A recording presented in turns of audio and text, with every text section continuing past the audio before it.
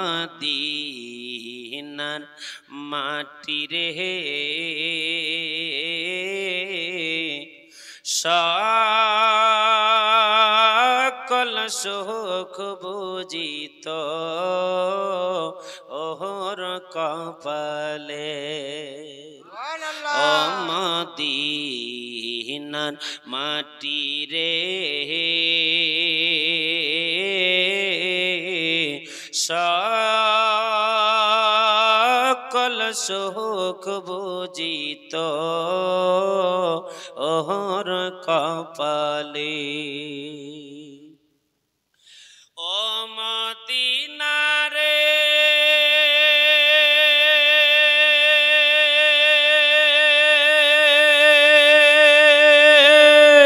তোর বুকে আমার নবী যার লাগি পাগল সবই তোর তোরে হইল সৃষ্টি ত্রিভুব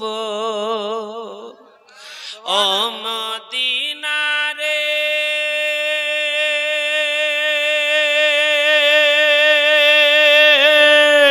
তোর বুকে আমার নবী যার লাগি পাগল সবই তোর তোরে হইল সৃষ্টি ত্রিভুবন কাঁদি আমি সারাক্ষণে কখন যাব সেখানে কাঁদি আমি সারাক্ষণে কখন যাব সেখানে সহে না আর প্রাণে ও মদিনার মাটি রে সকল সুখ বুঝিত ওর কপালে যারা সত্যিকারে মদিনা যেতে চান একবার হাত তুলে দেখিয়ে দেন তো ইয়া রাসূলুল্লাহ। যারা হাত উঠায় না তাদের কি ইচ্ছা নাই? ইচ্ছা নাই? ইচ্ছা সকলের আছে, ঠিক কি না? হয়তো বুঝতে ভুল করেছেন। আল্লাহ পাকের কাছে দোয়া করি যারা হাত তুলবে তাদের মনের আশা পূর্ণ করুক। যারা হাত তুলে যারা যেতে চান একবার হাত তুলে দেখিয়ে যান ইয়া রাসূলুল্লাহ। ও মদিনা রে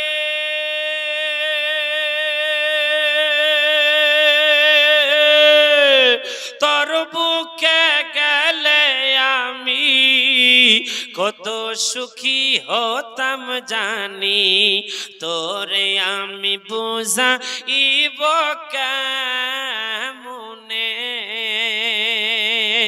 হাতে নাই টাকা আমার সাথে নাই পাখা আমার সাথে নাই পাখা আমার হাতে নাই টাকা আমার কেমনে কেমনে যাব সেখানে ও মদিনার মাটি রে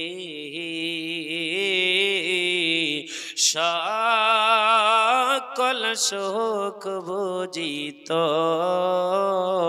ওর কপালে ও মদিনার মাটি রে সকল সুখ বুঝিত ওর কপালি আল্লাহু আকবার আল্লাহুম্মা সাইয়্যিদানা মাওলানা মুহাম্মদ ওয়া আলা আলি সাইয়্যিদানা মাওলানা মুহাম্মদ ওয়া আলা আলি সাইয়্যিদানা সাল্লাল্লাহু তাআলা আলাইহি ওয়াসাল্লাম। বাবাজি কাল বয়ান কোথায় রেখেছিলাম? কারো মনে আছে? কাল বায়ান কোথায় রেখেছিলাম গো? মক্কায় রেখেছিলাম। তার মধ্যে মা আমিনার মজেজা পর্যন্ত পৌঁছিয়েছিলাম, ঠিক কি না? মা আমিনার মজেজা অর্থাৎ তিনার স্বামী ইন্তেকাল করে গেলেন, আল্লাহ পাক মা আমিনাকে মজেজা দেখাচ্ছেন। আল্লাহ পাক তিনাকে দুনিয়াতে মজেজা দেখাচ্ছেন। জোরে বলুন, আর একটু জোরে বলুন সুবহানাল্লাহ। আব্বাজি আমার ভাইজানেরা গভীর মনোযোগ দিবেন বাবা।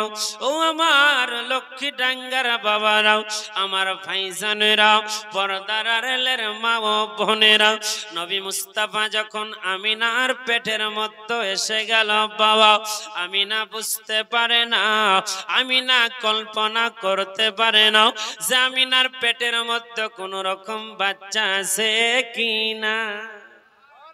আমিনা শুনতে পায় সবাই যেন আমিনাকে মোবারক জানায়, সবাই যেন আমিনাকে ধন্যবাদ জানায়।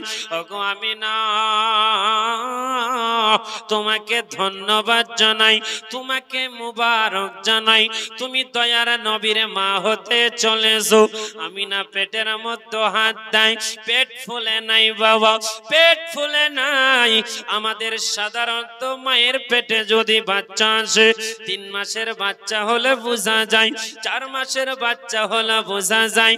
আমিনা বলেন পেটের মধ্যে বাচ্চা আসলো, চতুর্দিক থেকে সুসংবাদ পাই, কিন্তু ওই জাতের কসম খেয়ে বলি আমি আমিনা বুঝতে পারি না আমার পেটের মধ্যে কোন রকম বাচ্চা রয়েছে।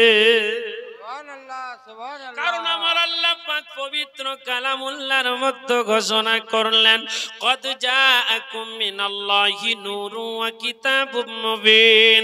আমার আল্লাহ পাক বলতে আছেন আমি দুনিয়ার মধ্যে একটা নূর পাঠিয়েছি, ওই নূরটা হলো আমার দয়ার নবীর নূর।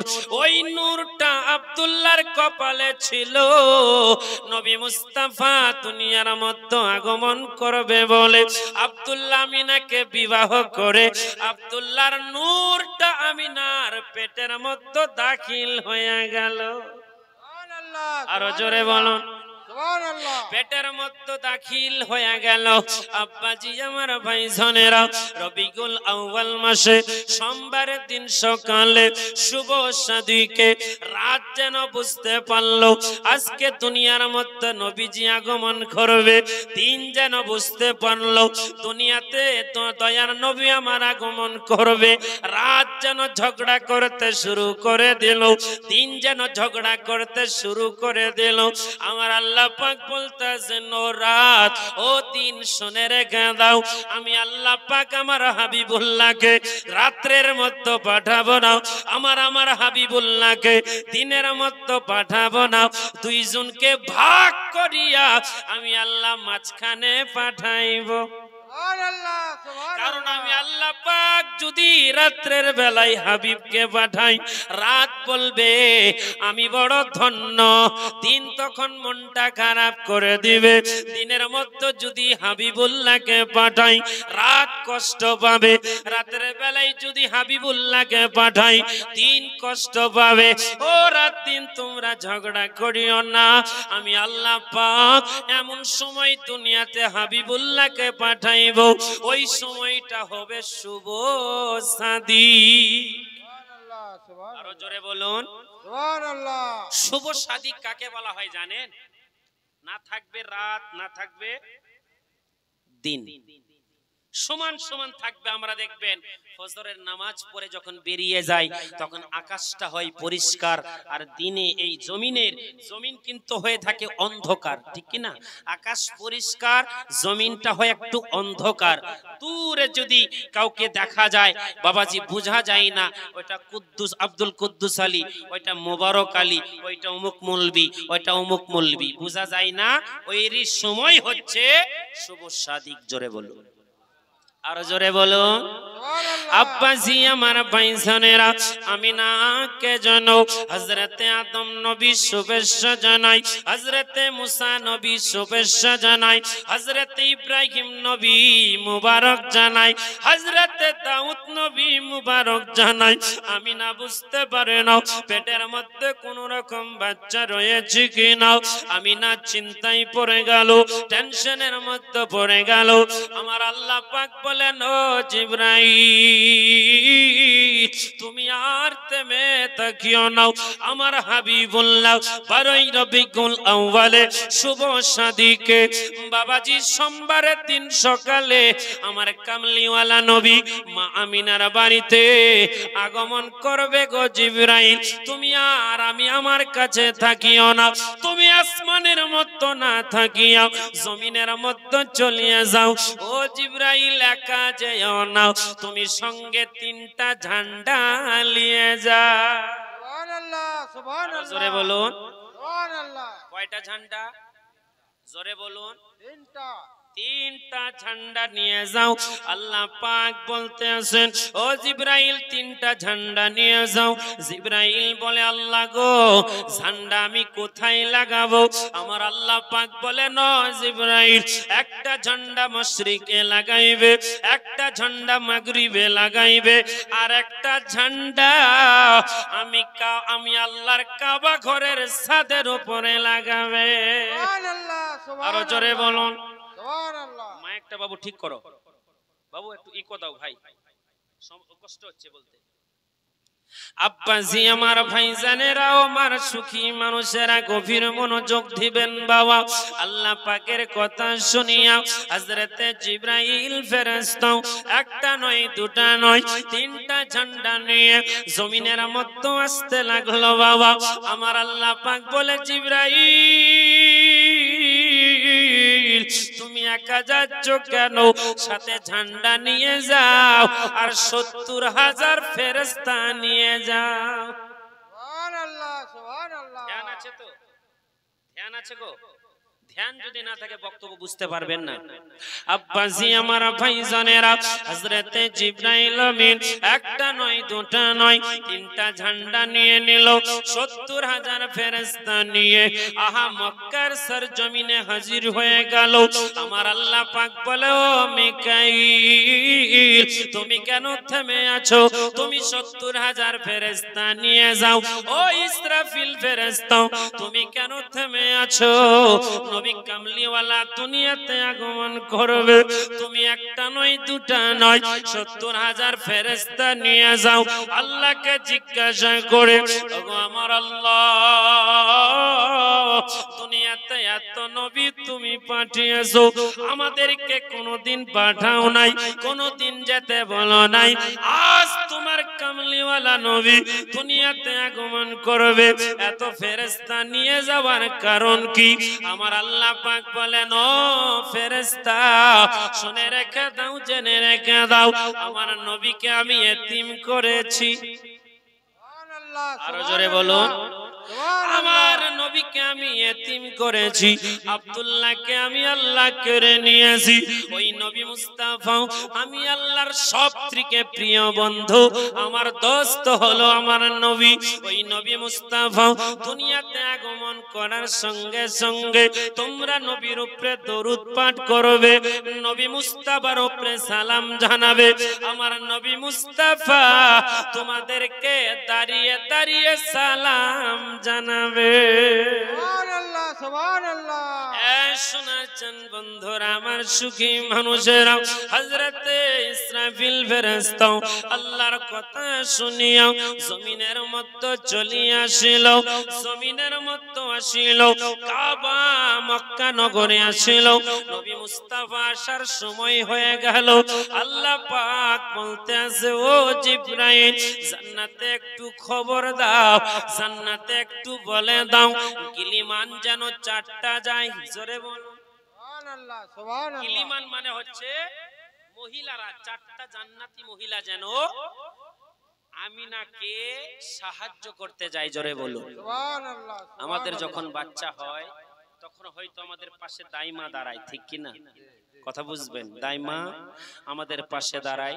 হয়তো ডাক্তারখানাতে যদি আমাদের মা বোনরা ডেলিভারি হয় তাহলে কিন্তু নার্স দাঁড়ায়, ভুল বলছি? নার্স দাঁড়াই বাবাজি আমার ভাইজানেরা।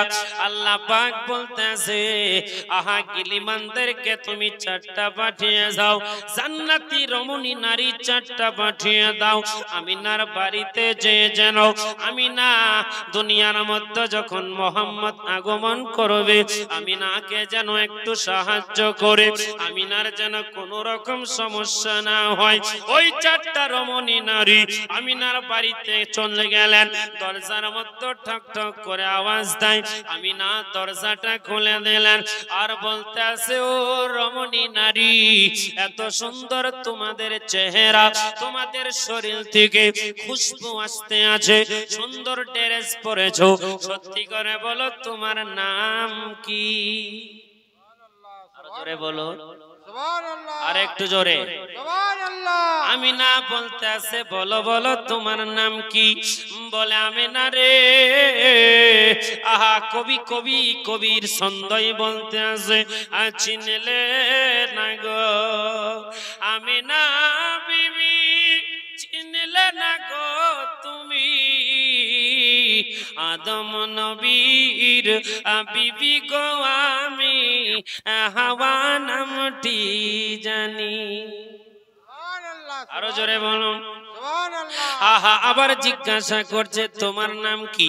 বলে চিনলে না গো আমিনা বিবি, চিনলে না গো তুমি ইব্রাহিম নবীর বিবি গো, আমি হাজারা নামটি জানি। এমন করে 4টা রমণী নারী হযরতে আমিনা রাদিয়াল্লাহু তাআলা আনহাকে বাবা পরিচয় দিতে লাগলো। আমিনা জিজ্ঞাসা করে ও মহিলারা, তোমাকে আমার বাড়িতে কে পাঠিয়েছে? বলে আমার আল্লাহ পাঠিয়েছে। বলে কিসের জন্য পাঠিয়েছে? বলে আল্লাহ বলেছে কামলিওয়ালা নবী, যেই নবী দুনিয়াতে না আসলে আমার আল্লাহ আসমান বানাইতো না, জমিন বানাইতো না, লোহ কালাম বানাইতো না, জান্নাত জাহান্নাম বানাইতো না, সেই নবী দুনিয়াতে আগমন করবে বলে তোমাকে সাহায্য করার জন্য আমাদেরকে তোমার বাড়ি পাঠিয়েছে, তোমাদের বাড়িতে পাঠিয়েছে। খালি হাতে ফিরাই নাই গো আমিনা, ওই জান্নাত থেকে 1 গ্লাস শরবত পাঠিয়েছে। আর একটু জোরে বলুন, জান্নাত থেকে 1 গ্লাস শরবত পাঠিয়েছে। আমিনা দেরি করিও না, শরবতটা তুমি পান করে নাও। আমিনা বলতে আছে ও বিবি আসিয়া, ও বিবি হাওয়া, ও বিবি মারিয়াম, আমি এত শুনতে পেলাম আমার পেটের মধ্যে দয়ার নবী এসেছে। ওই জাতের কসম খেয়ে বলি আজ পর্যন্ত বুঝতে পারলাম না আমার পেটের মধ্যে বাচ্চা রয়েছে, কারণ আমি না কোনোদিন বুঝতে পারি না। আমার পাখানা করতে সমস্যা হয় না, বাথরুম করতে সমস্যা হয় না, খেতে কোনো রকম সমস্যা হয় না, রাস্তায় চলতে কোনো রকম সমস্যা হয় না।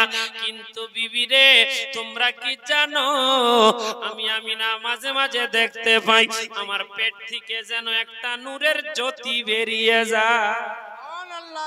আর একটু জোরে বলেন কদ খরাজা মিন নূর, সুবহানাল্লাহ বলেন কদ খরাজা মিন নূর। ও বিবি হাওয়া, ও বিবি হাজারা, ও বিবি মারিয়াম, আমি যেন দেখতে পাই আমার পেট থেকে যেন নূরের জ্যোতি বেরিয়ে যায়, কিন্তু পেট আমার ভারী হয় না। নবী কামলিওয়ালা দুনিয়াতে আগমন করবে, ফেরেশতারা যেন তৈয়ারি হয়ে গেল, মক্কাতে যেন ফেরেশতাতে আঠে না। আল্লাহ পাক বলতেছে ফেরেশতা নবী কামলিওয়ালা দুনিয়াতে আগমন করবে গো, তোমরা নবী মুস্তাফার উপরে দরুদ সালাম পাঠ করবে। আমিনা বলতে আছে শুভ সাদিকে সোমবারের দিন সকালে 12ই রবিউল আউয়ালে আমি আমিনার বাড়িতে মক্কা শহরে কামলিওয়ালা নবী আমার বাড়ির মধ্যে যখন আগমন করলো, আমি দেখতে পেলাম আমার নাভি থেকে একটা নূর বেরিয়ে গেল। ওই নূরের জ্যোতিতে, ওই নূরের আলোতে আমি আমিনা মুলকে শাম দেশের দেওয়াল দেখতে পেলাম। সুবহানাল্লাহ আপনি সুবহানাল্লাহ আপনার মসজিদ থেকে 5 কিলোমিটার দূরে ফজরের সময় 100 মিটার দূরে কোন মুসল্লি হেঁটে আসে বুঝতে পারেন না? বুঝতে পারা যায়? আপনি যখন রাস্তাতে বের হন ফজরের নামাজ পড়ে, রাস্তায় কে হেঁটে হেঁটে যাচ্ছে বোঝা যায়।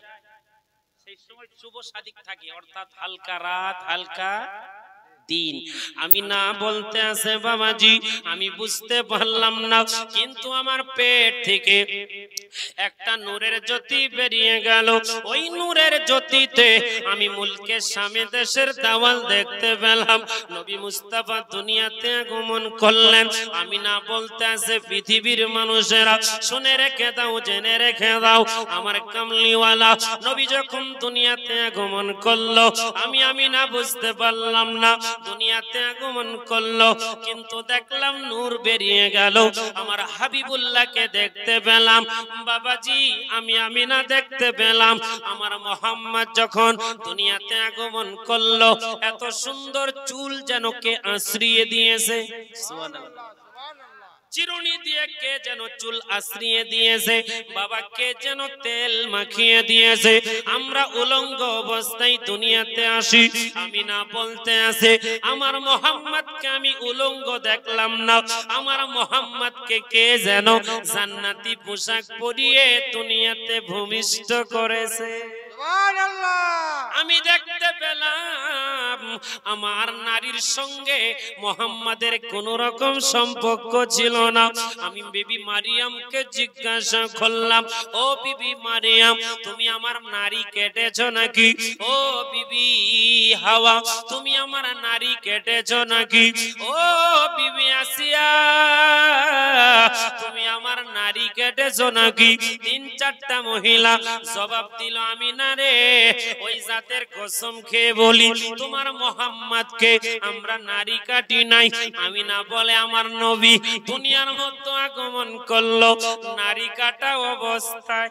সুবহানাল্লাহ সুবহানাল্লাহ আরো জোরে সুবহানাল্লাহ আপনাদের লক্ষ্মীডাঙ্গা দেখি নারী কাটা অবস্থায় কোন সন্তান জন্ম নিয়েছে নাকি? নিয়েছে গো? এটা সম্ভব না। আব্বাজি আমার ভাইজানেরা আমি না বলতে আছে আমার মোহাম্মদের নারীর সঙ্গে আমি নার কোন রকম সম্পর্ক ছিল না। মারহাবা বলে মারহাবা কোন রকম সম্পর্ক ছিল না। আমি আশ্চর্য গেলাম আমার মোহাম্মদ যখন দুনিয়াতে আগমন করলো, খোদার কসম আমি সঙ্গে সঙ্গে তাকিয়ে দেখলাম আমার মোহাম্মদ যেন সাজদার মধ্যে চলে গেল।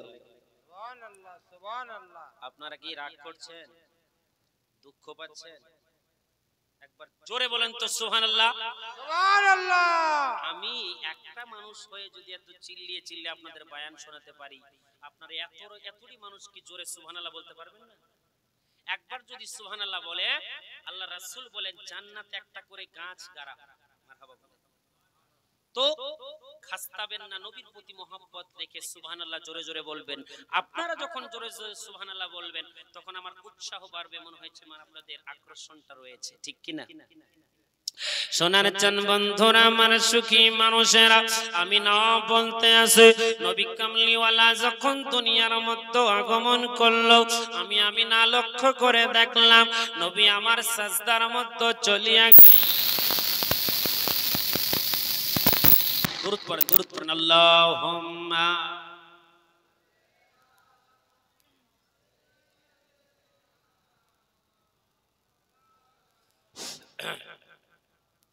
ওয়ালা আলি সাইয়্যিদানা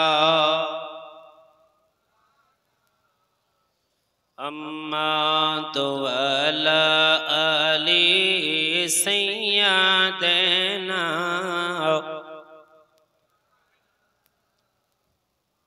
আব্বাজি আমার ভাইজানেরা আমার সুখী মানুষেরা আমিনা বলতে আছে পৃথিবীর মানুষেরা শুনে রেখে দাও জেনে রেখে দাও এই দিকে ধ্যান দাও এদিকে ধ্যান দাও মায়ের মায়ের কাজ করছে আমাদের কাজ করতে হবে নাকি এটা কোন অভ্যাস গো মায় আমি বয়ান করছি আমার দিকে ধ্যান থাকবে মায়ের দিকে কেন কেউ যদি হেঁটে যেত টটটট করে তাকাবে না জানি জান্নাতের পরি যাচ্ছে হ্যাঁ বাবাজি আমার ভাইজানেরা বক্তব্যের দিকে ধ্যান না দিলে বুঝতে পারবেন না মায়ে খালা যা খুশি তাই করুক আমাদের বয়ান চলে যাবে ঠিক না বাবাজি আমি না বলতে আছে পৃথিবীর মানুষেরা আমার কামলিওয়ালা নবী দুনিয়ার মধ্যে আগমন করলো সঙ্গে সঙ্গে সাজদার মধ্যে চলে গেল আর কি যেন গুনগুন গুনগুন করে গাইতেছিল আমি না লক্ষ্য করে দেখলাম আমার নবী অন্য কিছু গায়ে নাই ওলা আমার নবী রব্বি হাবলি উম্মতি বলে কান্না করতেছিলেন যেই নবী দুনিয়াতে আসার পরে রব্বি হাবলি উম্মতি বলে কান্না করে সেই নবী মুস্তাফা 63 বছর দুনিয়াতে বসবাস করেছেন চলাফেরা করেছেন বাবা নবী মুস্তাফা উম্মতি করে 63 বছর কাটিয়ে দিয়েছেন আপনাদের ইমামকে জিজ্ঞাসা করবেন হুজুর রব্বি হাবলি উম্মতির মানে কি আপনাদের ইমাম সাহেব জবাব দিবে রে ভাই রব্বি হাবলির উম্মতির মানে হলো এটা আল্লাহ গো আমার উম্মতদেরকে আমি নবীর হালতে করে দাও সুবহানাল্লাহ নবী মুস্তাফা দুনিয়ার মধ্যে আগমন করার পরে আমি না বলতে আছে আমার বাড়িটা যেন পুরো নূরওয়ালা নূর হয়ে গেল পুরো ঘরটা যেন জ্বলতে শুরু করলো পুরো বাড়ি থেকে যেন খুশবু বের হতে লাগলো পাড়া প্রতিবেশীরা বলতে আছে আমিনার স্বামী ইন্তেকাল করেছে স্বামী আমিনার বাড়ি থেকে এত রকম সুন্দর খুশবু কেন আসে এত আতরের সেন্ট কেন আসে আমিনার কি লজ্জা করে না অথচ কিন্তু আতর খুশবু কিছু মাখে আমার নবী দুনিয়াতে আসার কারণে নবী মুস্তাফার খুশবু আমিনার বাড়িতে ছড়ে গেছেন জোরে বলুন সুবহানাল্লাহ আমিনা বলতে আছে ও পৃথিবীর মানুষেরা নবী কামলিওয়ালা দুনিয়াতে আগমন করার পরে বাবা মক্কার মহিলারা যেন উল্টো পাল্টা কথা বলতে শুরু করে দিল আই বাবাজি মক্কাতে যেই সময় আমার নবী কামলিওয়ালা দুনিয়াতে আগমন করলো বাবা রাওয়াইতের মধ্যে আসে সেই দিন মক্কাতে কোন রকম পুরুষ কোন রকম মহিলা জন্ম নেয় নাই সেই দিনে মোহাম্মদ নামে অনেক কটা সন্তান জন্ম নিয়েছিল তার মধ্যে হলো একমাত্র আব্দুল্লাহর ছেলে আমিনার বেটা আব্দুল মুতালিবের পুতা ঠিক কিনা বাবাজি আমার ভাইজানেরা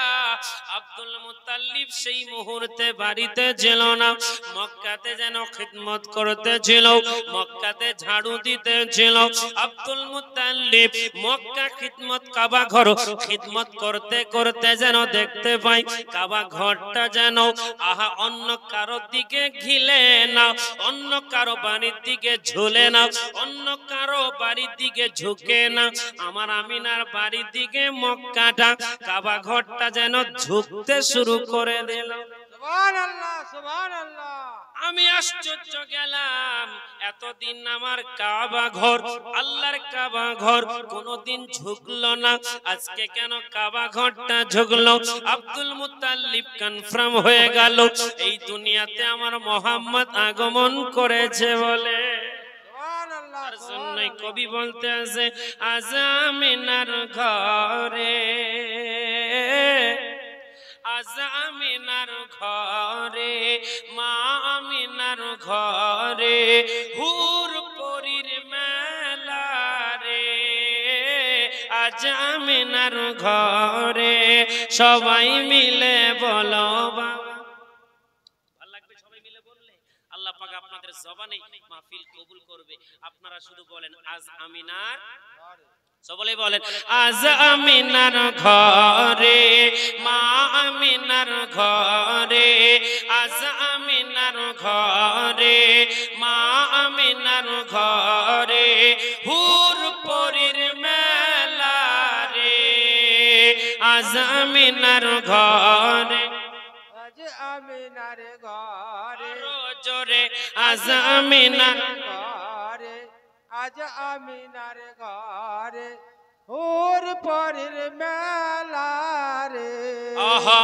নূরের দোলাই দোলে নবী নূরের দোলাই দোলে নবী নবী সাল্লাল্লাহু রে আজ আমিনার ঘরে আমায় আমিনার ঘরে আহুর পরীর মেলা রে আজ আমিনার ঘরে আজ আমিনার ঘরে ওর পরের মেলা রে নূরের দোলাই তোলে নবী নূরের দোলাই তোলে নবী নবী সাল্লাল্লাহু রে আজ আমিনার ঘরে জোরে জোরে আজ আমিনার ঘরে আমায় আমিনার ঘরে ওর পরের মেলা রে আহা বিশ্ব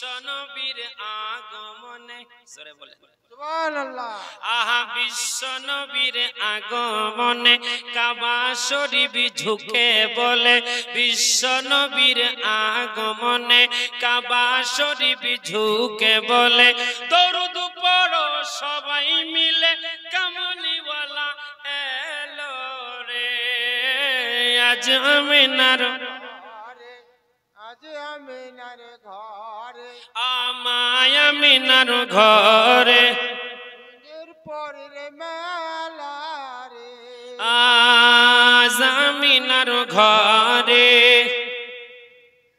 ঘরে ওর পরের মেলা রে আহা সারি সারি ফেরেশতারা সুবহানাল্লাহ বলে সুবহানাল্লাহ গজল বললে কি রাগ করেন রাগ করেন সারি সারি ফেরেশতারা নবীকে সালাম জানাই তারা সারি সারি ফেরেশতারা নবীকে সালাম জানাই তারা মারহাবা ইয়া রাসূলুল্লাহ দাঁড়িয়ে সালাম জানাই রে আজ আমিনার ঘরে মা আমিনার ঘরে আজ আমিনার ঘরে মা আমিনার ঘরে আহুর পরীর মেলা রে নূরের দোলাই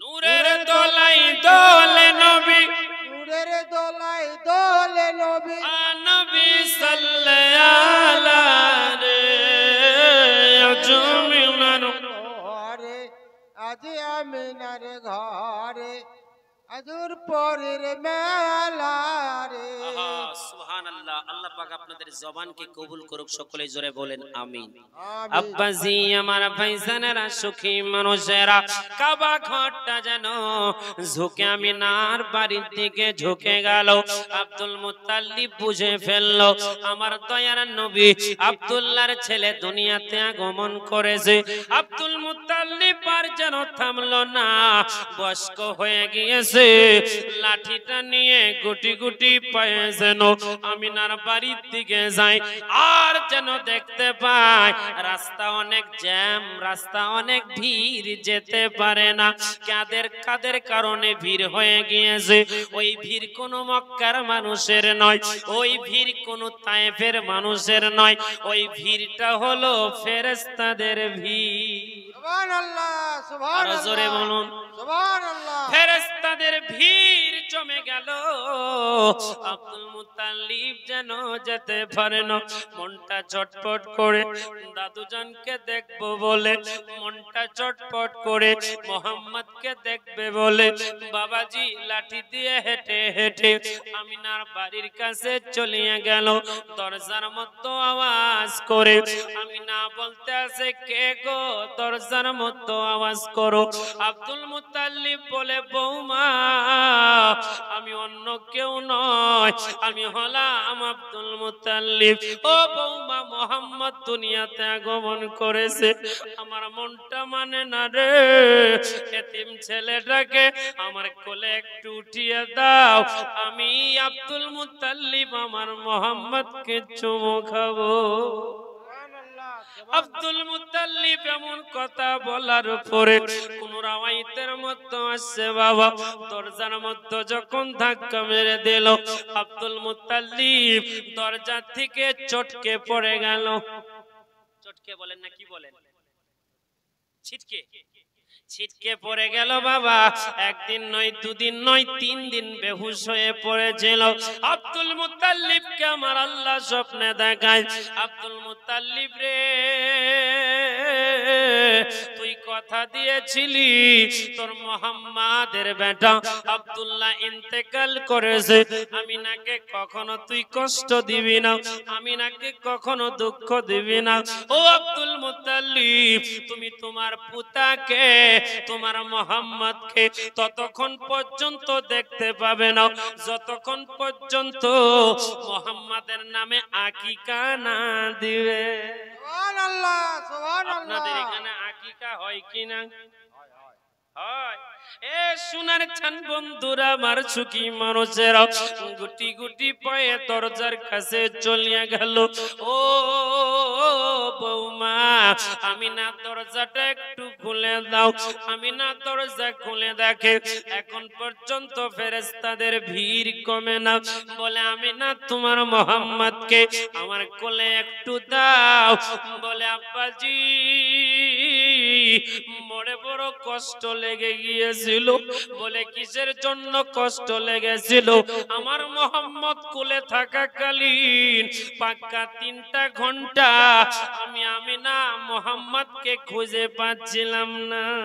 সুবহানাল্লাহ, সুবহানাল্লাহ। মুহাম্মদ যেন কোথায় উড়ে চলে গিয়েছিল, মুহাম্মদকে আমি খুঁজে পাচ্ছিলাম না।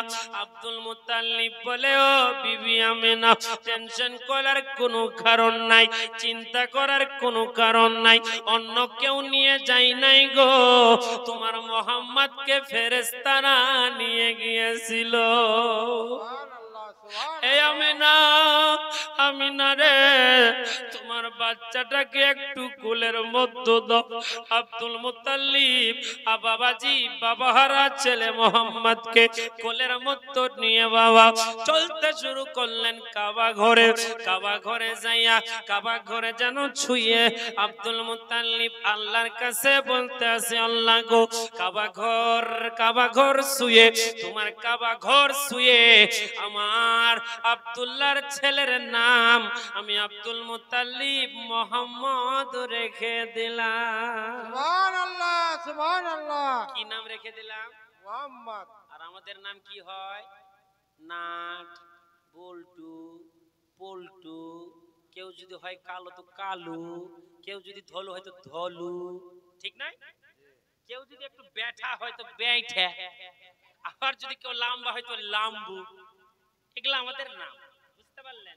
আব্দুল মুত্তালিব বলতে আছেন, আমার মুহাম্মদকে কাবা ঘরে নিয়ে আমি রেখে দিলাম মুহাম্মদ। আবার যেন গুটি গুটি ভয়ে আমিনার কাছে মুহাম্মদকে কোলে তুলে দিলাম। জোরে বলুন। মুহাম্মদকে কোলে তুলে দেওয়ার পরে আমি আমিনাকে বললাম, বৌমা রে, আমি আব্দুল মুত্তালিব দাদু হিসাবে আমার পুতার নাম, আমার আব্দুল্লাহর ছেলের নাম, তোমার বেটার নাম আমি মুহাম্মদ রেখে দিয়েছি। তোমার যদি পছন্দ না হয় তুমি চেঞ্জ করে দিতে পারো, পরিবর্তন করে দিতে পারো, কিন্তু আমি আব্দুল মুত্তালিব তাকে মুহাম্মদ বলেই ডাকবো। আরো জোরে বলেন, তাকে মুহাম্মদ বলে ডাকবো। এই কথা শোনার পরে পরে আমি না যেন অঝর নয়নে কান্না করতে শুরু করে দিল, চিৎকার মেরে কান্না করে। আব্দুল মুত্তালিব বলে, বৌমা গো, নাম রেখে দিয়েছি বলে কষ্ট পাচ্ছ নাকি? বলে, আব্বা হুজুর, এত সুন্দর নাম আপনি রেখে দিয়েছেন। আমার স্বামী আব্দুল্লাহ যখন ওই মুলকে শামের উদ্দেশ্যে বিদেশে যাইতেছিল, যাওয়ার আগে আমাকে বলেছিল, ও বিবি, বিবি রে, তোমার পেটে যেই বাচ্চা রয়েছে আল্লাহর হুকুম যদি হয়ে যায়, আমি যদি আর ফিরতে না পারি, ওই সন্তানের নাম তুমি মোহাম্মদ রেখে দিও। সুবহানাল্লাহ, সুবহানাল্লাহ। আব্বাজি আমি অনেক খুশি হয়েছি, তুমি আমার ছেলের নাম মোহাম্মদ রেখে দিয়েছো, অনেক আনন্দ পেয়েছি, অনেক খুশি হয়েছি গো আব্বা। ও আব্বা হুজুর, মক্কার নিয়ম শুনছি আলাদা, মক্কার নিয়ম আলাদা, মদিনা শরীফের নিয়ম আলাদা। বলে কেমন আলাদা গো বৌমা? আমি শুনেছি মক্কাতে যদি সন্তান জন্ম নেয় তাদেরকে মক্কা রাখা হবে না, অন্য কোন দেশে লালন পালন করার জন্য পাঠাতে হয়। সুবহানাল্লাহ, ঠিক না? সুবহানাল্লাহ। আপনাদের লক্ষ্মীডাঙ্গাতে যদি ছেলে জন্ম নেয়, আমরা কি জঙ্গিপুরে মানুষ করি? আমরা কি আসামে মানুষ করি? আমরা লালন পালন বাড়িতেই করি, ঠিক কি না? কিন্তু মক্কার একটা সিস্টেম, মক্কার একটা নিয়ম, যে মক্কাতে যে ছেলেগুলা জন্ম নিবে তারা মক্কাতে থাকবে না, অন্য কোন দেশে লালন পালন হবে। জোরে বলুন সুবহানাল্লাহ। সুবহানাল্লাহ, যাক, সুবহানাল্লাহ। জামিরুল ভাইয়ের চেহারা দেখেছি, মাশাআল্লাহ। মিল্লাতে ইসলামিয়া আমার খুব কাছের মানুষ এবং কমিটিরাও খুব আপন মানুষ। আপনাদের কাছে একবার নয়, দুবার নয়, বহুবার এসেছি। মানে পুরো লক্ষ্মীডাঙ্গা বর্ষাপুর পুকুরের মানুষেরাই আমার আপন মানুষ, ঠিক কি না? জোরে বলেন সুবহানাল্লাহ। সুবহানাল্লাহ। আব্বাজি আমার ভাইজানেরা, আমি না বলতে আছে আব্বা হুজুর, আমি শুনলাম মক্কাতে পুরুষ মানুষ রাখা হয় না, অন্য কোথাও লালন পালন করতে পাঠানো হয়। বলে বেটি, এখনো তো তোমার বাড়িতে অনেক লোক দেখতে আসছে, তাদেরকে দেখতে দাও, জান ভরে দেখতে দাও। তারপরে কিন্তু আমি তায়েফ নগর বলে একটা শহর আছে, সেই তায়েফে আমি খবর দিয়ে দিব, আমার মোহাম্মদকে এসে তারা নিয়ে যাবে। জোরে বলো সুবহানাল্লাহ, সুবহানাল্লাহ। বাবা। দুঃখের বয়ান, আপনারা একটু কলিজাকে নরম করে এক ফোঁটা চোখের পানি ফেলে বয়ানটা শুনবেন। আল্লাহ পাক চোখের পানির ওসিলায় আল্লাহ পাক তোমাকে কবুল করে নেবে। আরো জোরে বলুন সুবহানাল্লাহ। বাবাজি। দুর্গদিন পেরিয়ে গেল বাবা, আমি না টেনশনের মধ্যে পড়ে গেল, চিন্তার মধ্যে পড়ে গেল গো বাবা। আমার মোহাম্মদ অন্য কোথাও যদি বসবাস করে, অন্য কোথাও যদি লালন পালন হয়, আমি না কেমন করে থাকবো? আমি না কেমন করে থাকবো? আমার স্বামী তো দুনিয়া থেকে বিদায় নিয়ে নিয়েছে, মোহাম্মদ যদি আমার কাছে না থাকে আমি কেমন করে বাড়িতে থাকবো? আব্দুল মুত্তালিবের কাছে যে বলে, আব্বা হুজুর আপনি যদি একটু পারেন আমার মোহাম্মদকে মক্কায় রাখার ব্যবস্থা করেন। আব্দুল মুত্তালিব বলতেছে, বৌমা রে, তোমার সন্তানের চেহারা এত সুন্দর, এত সুন্দর নুরানি চেহারা, মক্কাতে 100 থেকে 200 ছেলে সন্তান জন্ম নিয়েছে, কাউকে দেখতে কেউ যায় না, কিন্তু তোমার ছেলেকে দেখার জন্য পুরো মক্কার মানুষরা যেন ভিড় করে। সুবহানাল্লাহ, সুবহানাল্লাহ। আমি না তোমার ছেলেকে বাহিরে পাঠাইতে হবে বাবা। আব্দুল মুত্তালিব যেন তায়েফ নগরে খবর পাঠিয়ে দিলেন। বাবা দুঃখের বয়ান একটু শুনবেন। তায়েফ নগরে আব্দুল মুত্তালিব যেন খবর পাঠিয়ে দিল, ও তায়েফের মানুষেরা, তোমরা সন্তান লালন পালন করো, মক্কাতে একটা নয়, দুটা নয়, অনেক কটা সন্তান জন্ম নিয়েছে, তোমরা এসে দেখে যেতে পারো। যেই সন্তানকে ভালো লাগবে ওই সন্তানকে তোমরা নিয়ে যেতে পারো। তায়েফের মহিলারা মক্কায় আসবে বাবা। আসার বিস্তারিত ঘটনা আপনাদেরকে শোনাইব। আসার একটাই কারণ বাবা, ওই মক্কা থেকে যেই সন্তানগুলো লালন পালন করার জন্য নিবে, রাওয়াইতের মধ্যে আছে বাবা, তায়েফের মহিলারা অনেক গরিব মানুষ, এক বেলা খেতে পায়, 2 বেলা খেতে পায় না। মক্কার ছেলেদেরকে যদি তারা লালন পালন করে, মাসে একটা করে বেতন পাবে। মক্কার মানুষেরা ভাবে ওই বেতন দিয়ে আমাদের সংসার চলে যাবে। সুবহানাল্লাহ, এ সোনার চান বন্ধুরা আমার সুখী মানুষেরা, মক্কায় যেন মক্কা থেকে যেন তাইফে খবর চলে গেল বাবা। তাইফের মহিলারা সকাল বেলায় ঘুম থেকে উঠে নিজের উটনিগুলাকে নিয়ে এবং স্বামীদেরকে নিয়ে বাচ্চা নেওয়ার উদ্দেশ্যে তাইফ থেকে আসছে বাবা। তাইফের রাস্তা একদিনের রাস্তা না, রাওয়াইতের মধ্যে আসে কমসে কম 5 থেকে 6 দিনের রাস্তা। 5 থেকে 6 দিনের রাস্তারে যুবক মহিলারা যেন রওনা হয়ে গেল গভীর রাত্রে বাবা। আপনারা আগে বলুন, আমার নবী মুস্তাফার দুধমারা নাম কি ছিল? সবাই বলেন। তাহলে আপনারা যদি সবই জানেন, বায়ান কেন শুনছেন? ঠিক নাই? নবী মুস্তাফার দুধমার নাম হলো হালিমাতুজ জোহরা। জোরে বলেন। এত গরিব মানুষ ছিল বাবা, এক বেলা খেতে পাইতো, 2 বেলা খেতে পেত না, কোনদিন না খেয়ে থাকতো। নিজের একটা সন্তান ছিল বাবা মাসুদ নামে, ওই মাসুদকে ঠিক মতো খাবার দিতে পারতো না।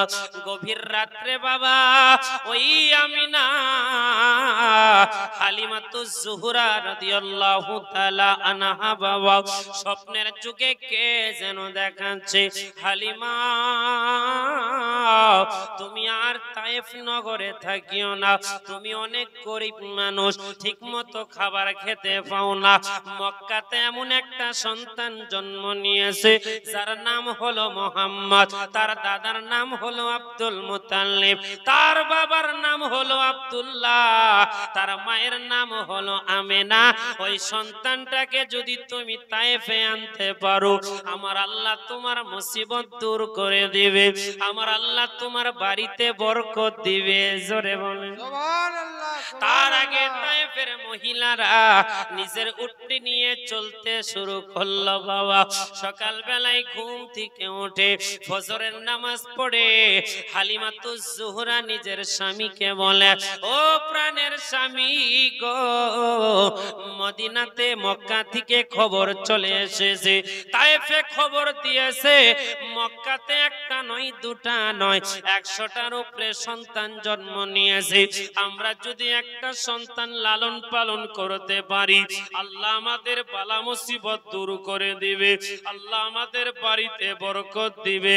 আব্বাজি আমার ভাইজানেরা, মক্কার মহিলারা, ওই তায়েফের মহিলারা আস্তে আস্তে চলতে চলতে বাবা মক্কা শহর পাওয়া অবস্থা হালিমাতুজ জোহরা রাদিয়াল্লাহু তাআলা আনহা নিজের স্বামীকে বলে, স্বামী গো, সবাই যেন মক্কার উদ্দেশ্যে রওনা হয়ে যাচ্ছে, আমরা আর থেমে থাকবো না, আমরাও কিন্তু মক্কার উদ্দেশ্যে রওনা হব, মক্কার উদ্দেশ্যে রওনা হব। তার স্বামী বলে, ও প্রাণের বিবি, তায়েফ থেকে যেই মহিলাগুলা যাইতেছে তাদের শরীরের মধ্যে অনেক শক্তি রয়েছে, তারা দিন এনে দিন খেতে পারে, কিন্তু আমরা সপ্তাহের পর সপ্তাহ খেতে পারি না। আমি হারিসের শরীরের মধ্যে অনেক জ্বর, তুমি হালিমার শরীরের মধ্যে অনেক জ্বর, আর ছোট্ট বাচ্চাকে নিয়ে কেমন করে যাবে? হালিমাতুজ জোহরা বলতাছে, প্রাণের স্বামী ও হারিস, তুমি যদি মক্কাতে যাও, আমার আল্লাহ তোমার মুসিবতকে দূর করে দেবে। বলে, ও হালিমাতুজ জোহরা, তায়েফ থেকে যেই মহিলাগুলা যায় তারা তো উটনিতে সওয়ারি করতে আসে, আমাদের উটনিটা একদিন নয়, 2 দিন নয়, 7 দিন থেকে না খাওয়া, আমার উটনিটা শুকিয়ে গিয়েছে, শরীরের মধ্যে মাংস নাই, ওই উটনি নিয়ে কেমন করে 7 দিনের রাস্তা যাবে? হালিমাতুজ জোহরা বলতাছে, প্রাণের স্বামী, ওই উটনিতে আমি চেপে থাকবো, আপনি লাগাম ধরে টানবে।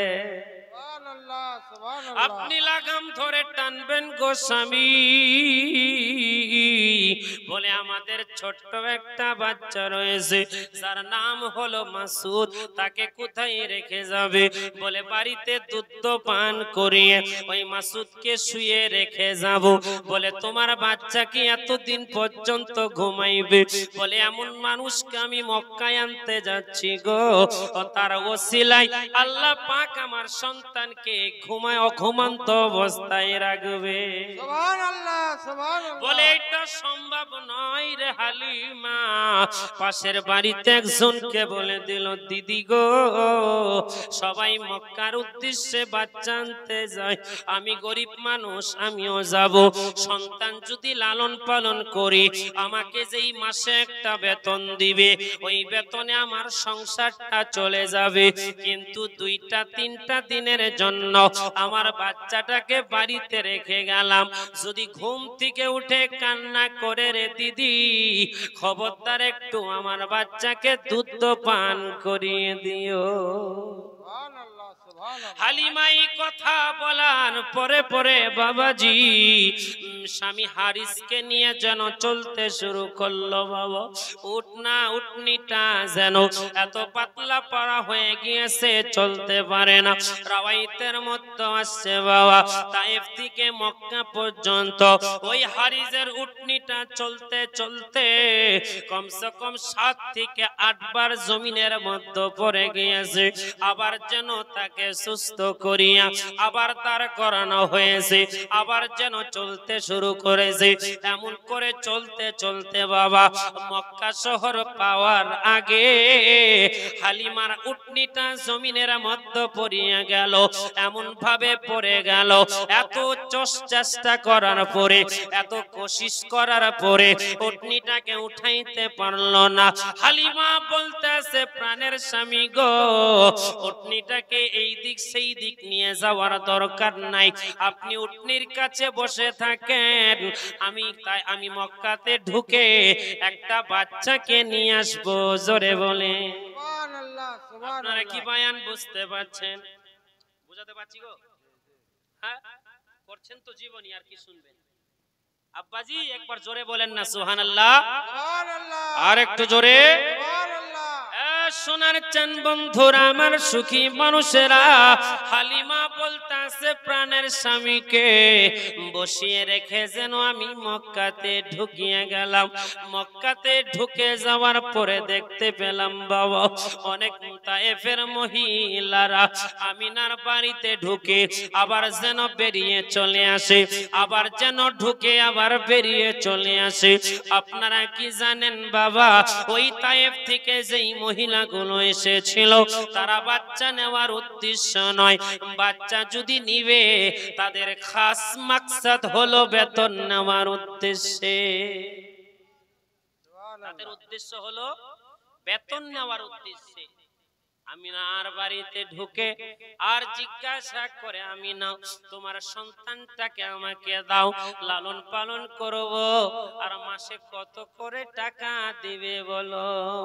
আমিনা বলে, তায়েফের মহিলা আমার তো স্বামী নয়, আমার স্বামী নাই রে, আমি কেমন করে তোমাকে বেতন দিব? দূর থেকে স্বামী বলছে, ও বিবি বাবারা ছেলে নেওয়ার দরকার নাই, সুবহানাল্লাহ সুবহানাল্লাহ বাবারা ছেলে নেওয়ার দরকার নাই, কারণ যার বাপ নাই সে বেতন দিতে পারবে না। একটা নয় দুটা নয় বাবা, দীর্ঘ মেয়ে আমিনার বাড়িতে ঢুকে মোহাম্মদকে কোলে নেওয়ার পরে আবার যেন দিয়ে দেয়, মোহাম্মদকে কোলে নেওয়ার পরে আবার যেন দিয়ে দেয়। আমিনার মনটা খারাপ হয়ে গেল, অজর নয়নে কান্না করতে শুরু করে দিল। আব্দুল মুত্তালিবকে বলে, বাবা গো মক্কাতে যেই মহিলাগুলা এসেছে গরিব বাড়ি থেকে চলে যায়, ধনী ধনী বাড়িতে যারা বেতন দিতে পারবে তাদের বাড়িতে যাই গো বাবা, আমার মোহাম্মদকে কি আমি দিতে পারবো না? মা আমিনা কান্দে হাইরে মা আমিনা কান্দে হাইরে সন্তান কোলে লইয়া কে যাবে আমার মোহাম্মদকে লইয়া কে যাবে মোহাম্মদকে লইয়া জোরে বলেন সুবহানাল্লাহ আমিনা বলতে আছে তায়েফ থেকে এতগুলা মহিলা আসলো বাবা আমার মোহাম্মদকে দেখার পরে যখন শুনতে পেল মোহাম্মদ এতিম মানুষ তার বাবা নাই খোদার কসম মোহাম্মদকে কেউ নিল না এমন করে বাবা চলতে চলতে বাবা শেষের বেলায় হালিমাতুজ জোহরা মক্কা নগরে ঢুকিয়ে গেল অন্য মানুষের সঙ্গে দেখা হয় নাই অন্য কারো সঙ্গে সাক্ষাৎ হয়নি ডাইরেক্ট সাক্ষাৎ হয়েছে আব্দুল মুত্তালিবের সঙ্গে সুবহানাল্লাহ আব্দুল সুবহানাল্লাহ মুত্তালিব বলে বেটি তোমার বাড়ি কোথায় বলে তায়েফে বলে কিসের জন্য এসেছো বলে একটা ছেলে নিতে এসেছি মক্কাতে কোন ছেলে আছে ছেলে নেওয়ার মতো কোন সন্তান আছে কি বলে মক্কাতে যতগুলা ছেলে ছিল তায়েফের মানুষেরা সবকে নিয়ে চলে গেছে একটা সন্তান শুধু বাকি রয়েছে বেটি তুমি কি জানো তাকে নিয়ে যাই নাই কেন তার আব্বা নাই গরিব মানুষ বলে তাকে নিয়ে যাই নাই বেতন দিতে পারবে না বলে হালিমাতুজ জোহরা বলতে আছে আব্দুল মুত্তালিব ওই সন্তানটাকে আমি হালিমা নিব জোরে বলুন সুবহানাল্লাহ আরো জোরে বলুন সুবহানাল্লাহ আব্দুল মুত্তালিব মন খারাপ করে বলছে না আমি আর তায়েফের মানুষদেরকে বিশ্বাস করব না তুমি যদি আমার মোহাম্মদকে কোলে নিয়ে আবার ফেরত দিয়ে দাও আমার আমিনা আবার কষ্ট পাবে আবার দুঃখ পাবে সেরকম দুঃখ কষ্ট আমি আমিনাকে দিতে চাইছি না জোরে বলুন সুবহানাল্লাহ আব্বাজি আমার ভাই জানেরা মনটা বাগবাগ হয়ে যাবে গভীর মনোযোগ দিয়ে শুনবেন বাবা হালিমাতুজ জোহরা আব্দুল মুত্তালিবের সঙ্গে যেন আব্দুল্লাহর বাড়িতে ঢুকিয়ে গেল আমিনার বাড়িতে ঢুকে যাওয়ার পরে বলে ওগো বহিন আমিনা তুমি মন খারাপ করিও না তুমি টেনশন করিও না আমি তায়েফ থেকে এসেছি একটাই উদ্দেশ্যটা হলো তোমার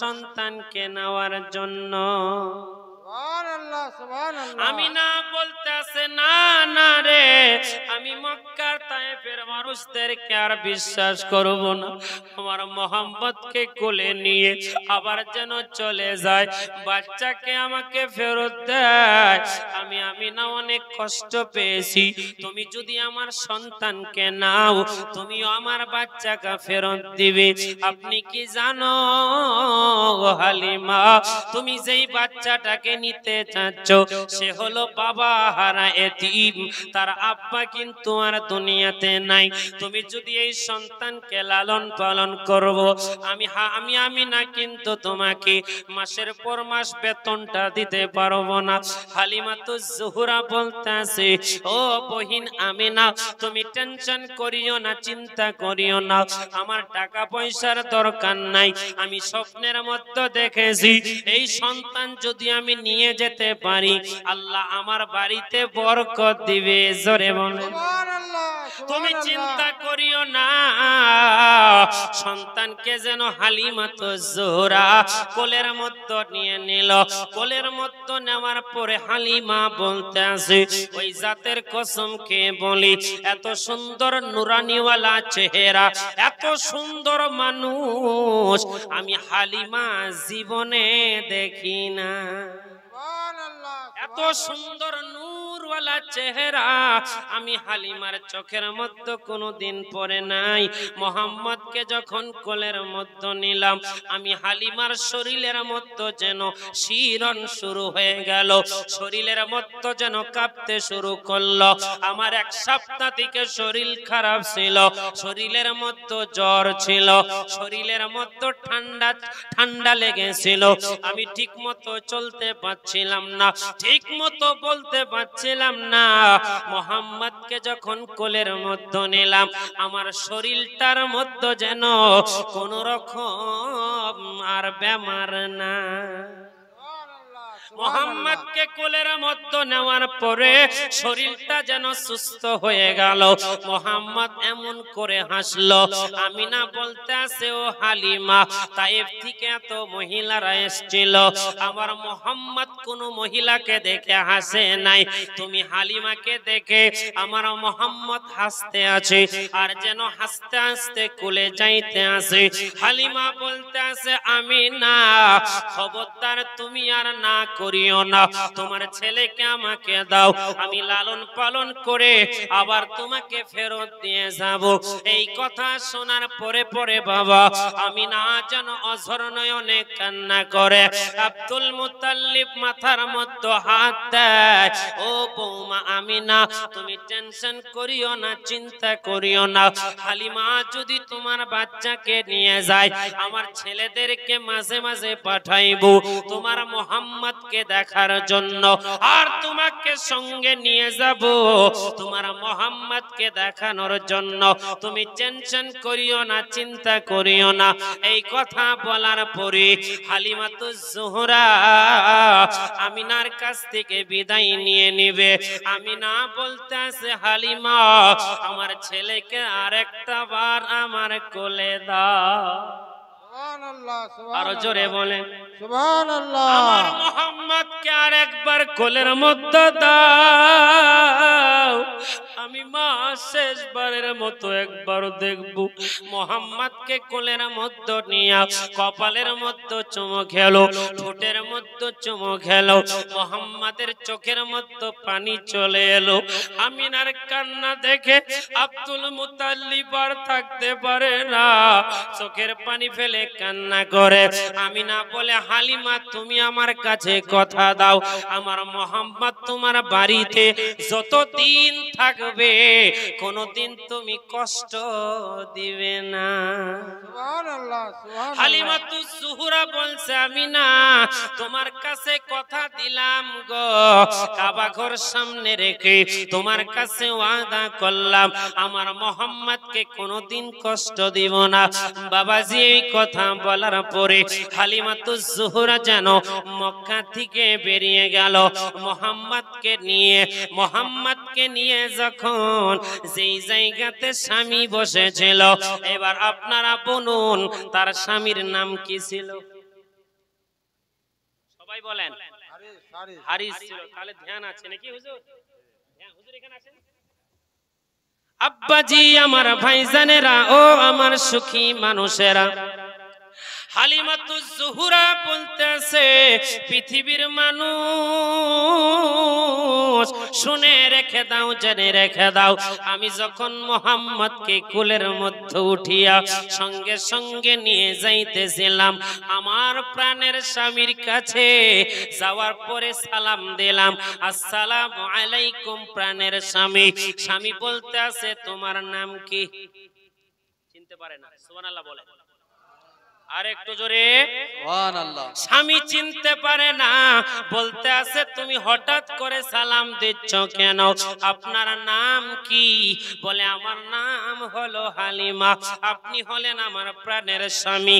ও হালিমা, তুমি আমার কাছ থেকে যখন গেলা শরীরটা যেন পাতলা পড়া ছিল, তুমি ঠিক মতো হাঁটতে পারছিলা না, ঠিক মতো কথা বলতে পারছিলা না, হঠাৎ করে তুমি কেমন করে শক্তিশালী হয়ে গেলে?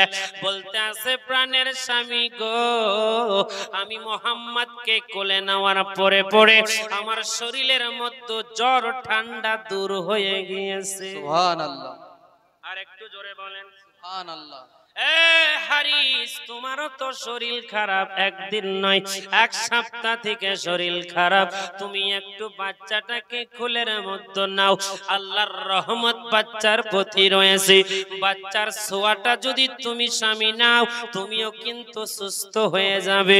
আল্লাহর কসম বাবা, ওই আব্দুল বাবা হারিস যখন মোহাম্মদকে কোলের মধ্যে নিল, হারিস বলতে আছে শরীরটা যেন শিরন শুরু হয়ে গেল, শরীরের মধ্যে শক্তি চলে এলো, শরীরের মধ্যে যা জ্বর ঠান্ডা লেগেছিল সঙ্গে সঙ্গে দূর হয়ে গেল।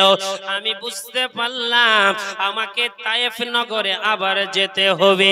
তায়েফ থেকে যেই মহিলাগুলো এসেছিল তারা আমাদের আগে এসেছিল, তারা আমাদের আগে চলে গিয়েছে।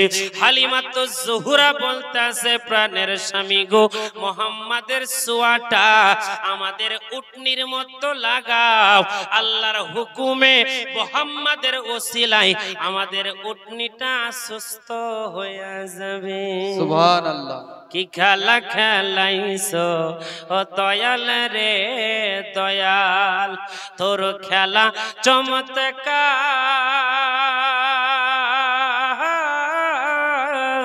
না পাকে মানুষ বানাইয়া মিলাইছো বাজার রে।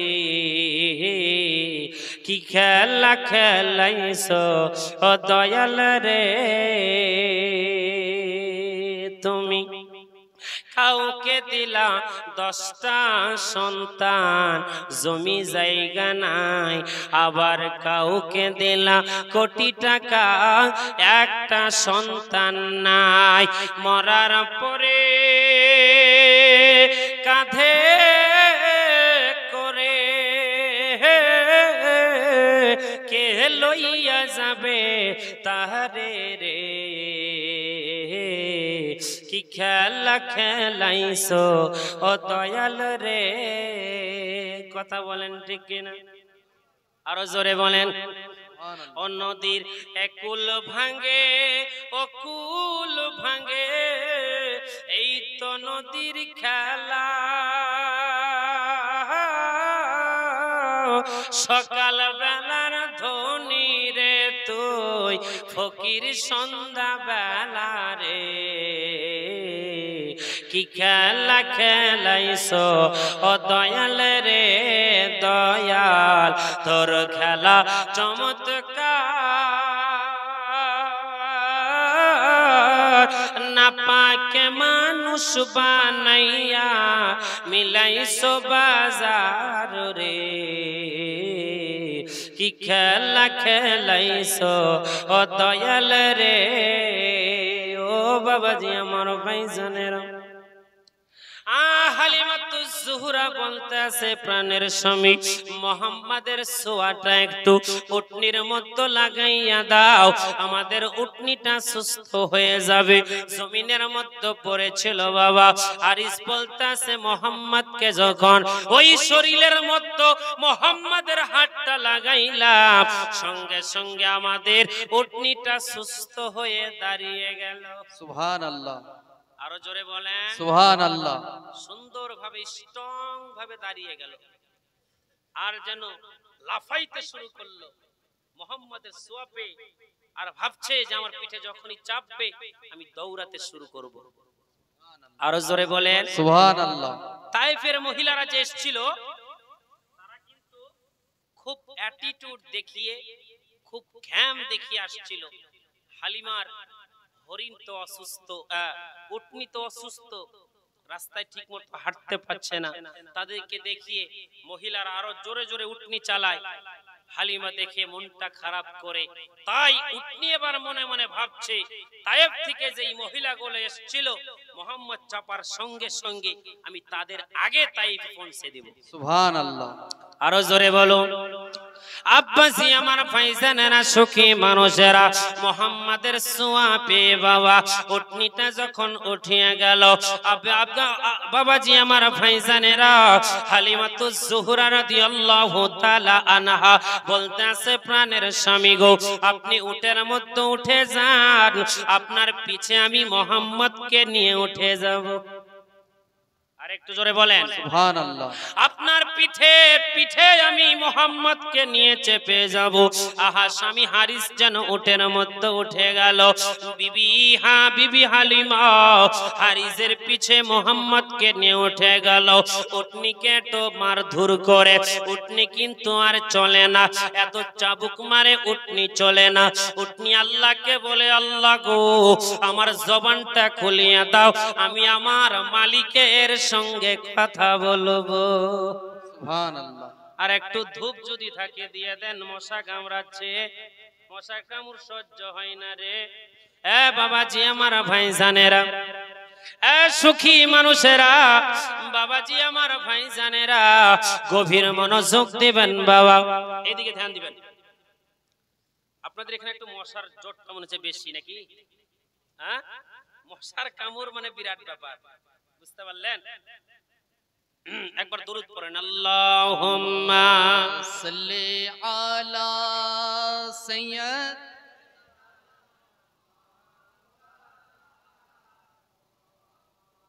ওয়া আলা আলি।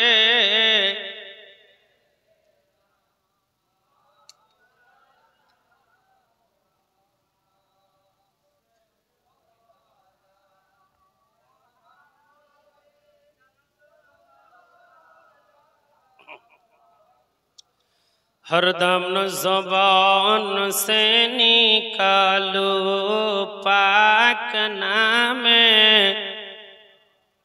अद हरदम ज़ुबान से निकालो।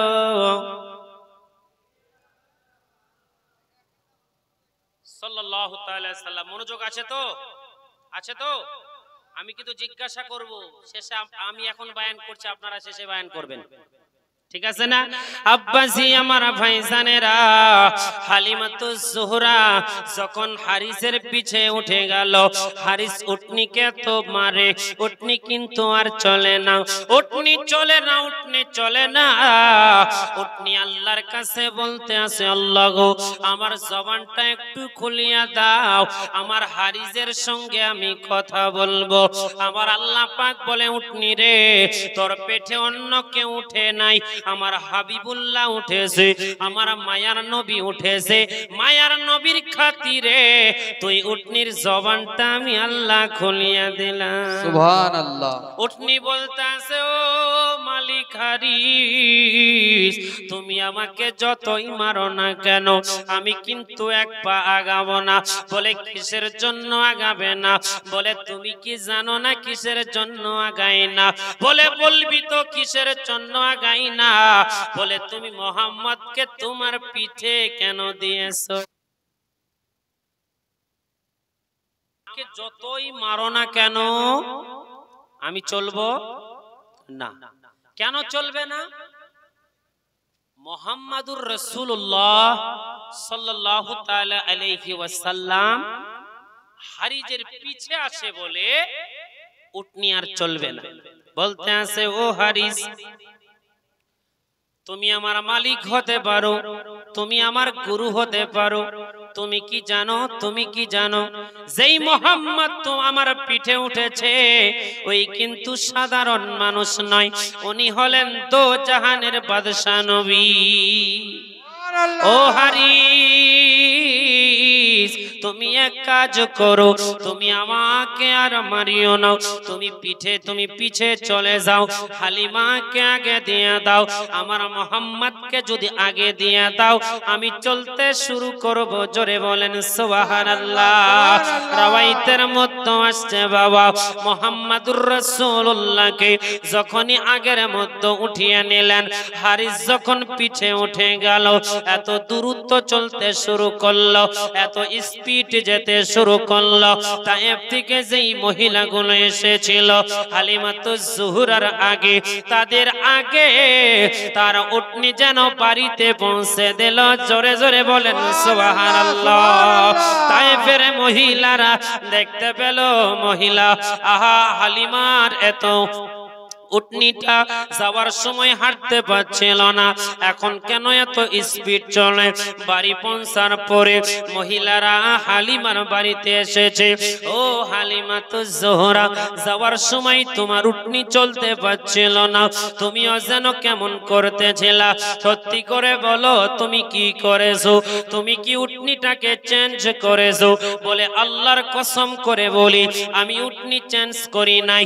বলে আমি উটনি চেঞ্জ করি নাই, আমি সাওয়ারি চেঞ্জ করেছি। হ্যাঁ বাবাজি আমার ভাইজানেরা, বলতে আছে মোহাম্মদকে উটনির মধ্যে উঠিয়েছিলাম বলে উটনি আমার দ্রুত চলতে শুরু করে দিল। এবং কি দেখলাম, আমার উটনি কোনোদিন মুখ দিয়ে কথা বলে নাই। আমার মোহাম্মদ কোলে ওঠার পরে উটনির জবান থেকে যেন আমি আওয়াজ শুনতে পেলাম, মোহাম্মদুর রাসূলুল্লাহর চেহারাটা একটু দেখাও। মোহাম্মদকে যখন দেখিয়ে দিল, দেখতে আছে নূরওয়ালা নূর চেহারা, এত সুন্দর চেহারা। মক্কার তায়েফের মহিলারা ওই সন্তানকে কোলে নেওয়ার পরে বাবাহারা সন্তান বলে তাকে লালন পালন করার জন্য লাই নাই। আর যেন বলতে আছে হালিমাতুজ জোহরা বলতে আছে, আমি যখন মোহাম্মদকে বাড়ির মধ্যে ঢোকাইলাম, ঢোকানোর অবস্থায় দেখলাম আমার খেজুর গাছটা শুকিয়েছিল। মোহাম্মদ ঢোকার কারণে খেজুর গাছে খেজুর ধরে যেন লাল হয়ে আসছিল। আমি দেখতে পেলাম আমার পুকুরে পানি ছিল না। মোহাম্মদকে তায়েফে আনার কারণে, আমার বাড়িতে আনার কারণে পুকুর যেন ভরপুর হয়ে গেল। সব থেকে বড় কথা, আমি এত গরিব মানুষ গো, আমার ছাগলকে আমি ঠিক মতো খেতে দিতে পারতাম না। মোহাম্মদকে যখন আমার বাড়িতে আনলাম, আমি দেখতে পেলাম আমার ছাগলের বাট গোলা যেন বড় বড় হয়ে গিয়েছে। অন্য দিনে আমার ছাগলেরা 1 পোয়া 2 পোয়া দুধ দেয়, আজকে আমি দুয়ে দেখলাম মোহাম্মদের খাতিরে, মোহাম্মদের ওসিলায় আমার আল্লাহ পাক এক একটা ছাগলে 5 কেজি করে দুধ দিয়েছে। সুবহানাল্লাহ আমার সুবহানাল্লাহ। আল্লাহ পাক স্বপ্নের যুগে দেখিয়েছিলেন, হালিমা তুমি মোহাম্মদকে নিয়ে আসো, আমি আল্লাহ পাক তোমার মুসিবতকে দূর করে দেব, আমি আল্লাহ পাক তোমার গর্বিকে দূর করে দেব। হালিমা বলতে আছে মোহাম্মদকে যখন বাড়ির মধ্যে আনলাম গো, আমি দেখতে পেলাম আমার মাত্র 1 বছরের ছেলে, যার নাম হলো মাসুদ। বাবা কি নাম বলেছিলাম? মাসুদ। ওই মাসুদকে শুয়ে রেখে গিয়েছিল মক্কা থেকে তায়েফ নগরে আসতে মিনিমাম 7 দিন সময় লেগে গেল। আমার আল্লাহ পাক ওই তায়েফের বাবাজি যেই ছেলেকে রেখে আসছিল, ওই ছেলেকে ঘুম থেকে উঠাই নাই। আমি হালিমা যখন বাড়ির মধ্যে ঢুকলাম, তখন আমাকে মা বলে চিৎকার মেরে ডাকলো। আমি আমার আশপাশের মানুষকে জিজ্ঞাসা করলাম, রে আমার বেটাকে রেখে গিয়েছিলাম, আমার বেটা কি কান্না করে নাই? আমার বেটা কি ঘুম থেকে ওঠে নাই? বলে ও হালিমা, তুমি যখন মক্কাতে গেলা, আমরা বারবার লক্ষ্য করে দেখলাম তোমার বেটা 1 দিন নয় 2 দিন নয় 7 দিন থেকে ঘুম থেকে ওঠাই নাই। এতে বোঝা যায় বাবা আমার মোহাম্মদের খাতিরে আমার আল্লাহ তার ছেলে মাসুদকে উঠাই নাই। জোরে বলেন সুবহানাল্লাহ। আরো যেন বলতে আছে, যখন মোহাম্মদ আমার বাড়িতে প্রবেশ করলো, আমার বাড়িটা যেন আলোকিত হয়ে গেল, নূরওয়ালা নূর হয়ে গেল। রাত্রের বেলায় তায়েফের মহিলারা আমার বাড়িতে অভিযোগ নিয়ে আসে, ও হালিমা, আমরা এত গরিব মানুষ, সারা রাত ঘরের মধ্যে লাইট জ্বালাইতে পারি না, তোমার বাড়িতে এত লাইট কেন? তোমার বাড়িতে এত খুশবু কেন? হালিমাতুজ জোহরা বলতে আছে, ও তায়েফের মহিলারা শোনো, আমিও তো গরিব ছিলাম, আমিও তো 1 বেলা খেতে পেতাম, 3 বেলা খেতে পেতাম না, বাড়িতে ঠিক মতো হারিকেল জ্বালাইতে পারতাম না। মোহাম্মদকে যখন আমার বাড়িতে নিয়ে এসেছি, ওই জাতের কসমকে বলি আমার বাড়িতে কোনো রকম লাইটের প্রয়োজন হয় না। সুবহানাল্লাহ নারায়ে তাকবীর, আল্লাহু আকবার জোরে হবে নারায়ে তাকবীর, আল্লাহু আকবার নারায়ে রিসালাত। ইয়া রাসূলুল্লাহ আমার বাড়িতে কোন রকম লাইটের প্রয়োজন হয় না। বাবাজি তায়েফের ছোট ছোট বাচ্চারা যখন কান্না করতে শুরু করে দিল, বলতে আছে হালিমা তুমি এমন একটা বাচ্চা নিয়ে এসেছো যার চেহারার সঙ্গে পৃথিবীর কোন মানুষের চেহারার মিল নাই, তার শরীরে যেন খুশবু বেরিয়ে আসে। ও হালিমা আমার বাচ্চাটা কান্না করতে আছে, তোমার বাচ্চাটার হাত আমার বাচ্চার গায়ে দাও। হালিমা তো জোহরা বাবা মোহাম্মদের হাতটা যেন বাচ্চার গায়ে দিল, সঙ্গে সঙ্গে সুস্থ হয়ে গেল। জোরে বলেন সুবহানাল্লাহ ওই মহিলাটা পুরো তায়েফ নগরে বলতে শুরু করলো হালিমা এমন একটা সন্তান নিয়ে এসেছে যেই সন্তানের গা থেকে এত সুন্দর খুশবু আসে, যেই সন্তানের শরীর থেকে এত সুন্দর মিসকে আম্বারের মতো খুশবু আসে।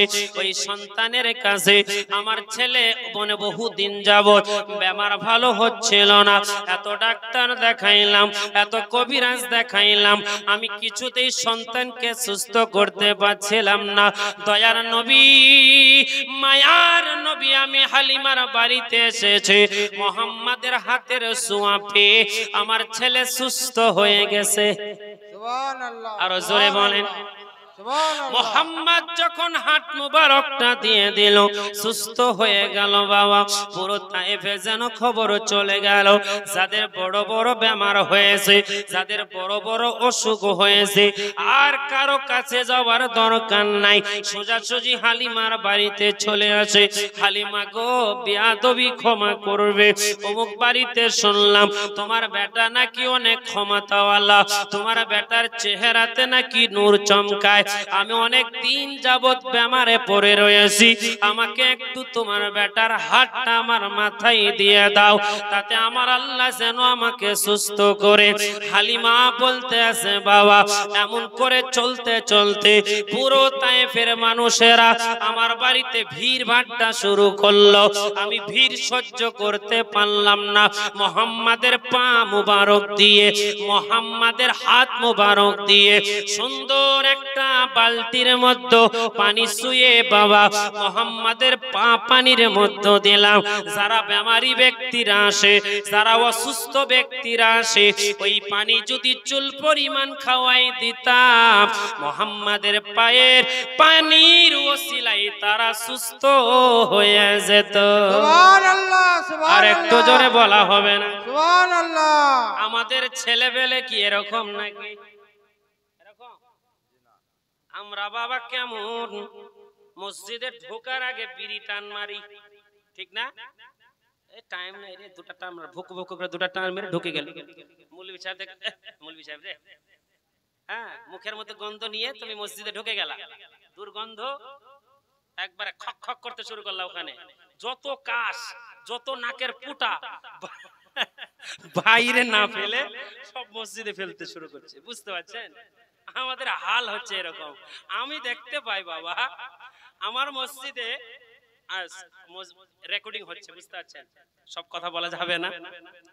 এমন এমন দেখেছি এখান থেকে মসজিদ হয়তো বহু দূর, বারান্দা আছে, খক খক করে কাশতে কাশতে বাহির থেকে আসছে, বাহিরে কিন্তু থুতরো ফেলতে পারতো, কিন্তু বাহিরে না ফেলে ওই মসজিদের বাড়িতে মসজিদের বারান্দায় খক করে ফেলে দিচ্ছে। বুঝতে পারছেন? তাহলে বাবা বিড়ি খেয়ে ওই গন্ধ অবস্থায় আমাদের জামাত করা যাবে না। আপনাদের উৎসাহ দিচ্ছি না যে বিড়ি খান, বুঝতে পারছেন? বিড়ি খাওয়া এমনিতেই ক্ষতিকর, এমনিতেই বারণ আছে। বিড়ি, খৈনি ইত্যাদি, সিগারেট, মদ, গাঁজা, হ্যানত্যান যখন তুমি খাবে তোমার শরীরের ক্ষতি, আল্লাহ পাক বলছেন তোমার শরীরের ক্ষতি তুমি করবে, তখন সেটা তোমার হারাম হয়ে দাঁড়াবে। খবরদার মুসল্লিদেরকে বলবো, যারা বিড়ি খান, যারা খৈনি খান, যারা সিগারেট খান, খাস করে যখন মসজিদে প্রবেশ করবেন খবরদার মসজিদে ঢোকার আগে বিড়িটা খেয়েন না। মসজিদে কোনো দুর্গন্ধ যদি থাকে আল্লাহ রাসূল বলতে আছেন সেই দুর্গন্ধটা ফেরেশতা মুখের মধ্যে নিয়ে বাইরে ফেলে আসে। সুবহানাল্লাহ বলে। তাহলে মসজিদের ভিতরে যদি কেউ পা দেয়, কথা বুঝতে পারলেন? শুনতে খারাপ লাগলে কিন্তু বাস্তব। কি হলো গো, এদিকে ধ্যান দিন। আচ্ছা, মসজিদের ভিতরে যদি কোনো বয়স্ক মানুষ পেদে দেয়, তার হাল? ফেরেশতারা বলতে আছেন, যখন কোন উম্মত আল্লাহর বান্দা হাওয়া নিকাল না, সেটা নিকালতেই পারে, কন্ট্রোল নাও করতে পারে, ঠিক কি না? সেই ক্ষেত্রে যদি কোনো মানুষ মসজিদের ভিতরে পেদে দেয় আর দুর্গন্ধ যেটা ছড়াবে, সেটাকে বলে ফেরেশতারা বাহিরের মধ্যে নিয়ে চলে আসে। বাবাজি, তাহলে বলুন, আপনি যখন বিড়ি খেয়ে, সিগারেট খেয়ে মুখের মধ্যে দুর্গন্ধ নিয়ে একটা মুসল্লির সামনে কাতারে দাঁড়াবেন, পাশের মুসল্লির কি অসুবিধা হবে না? কথা বলেন আরো জোরে।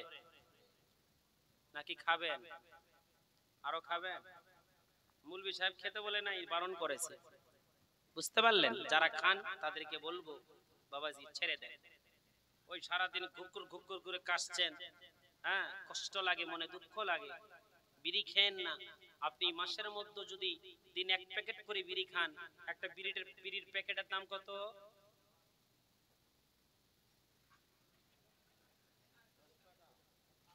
10 টাকা দাম।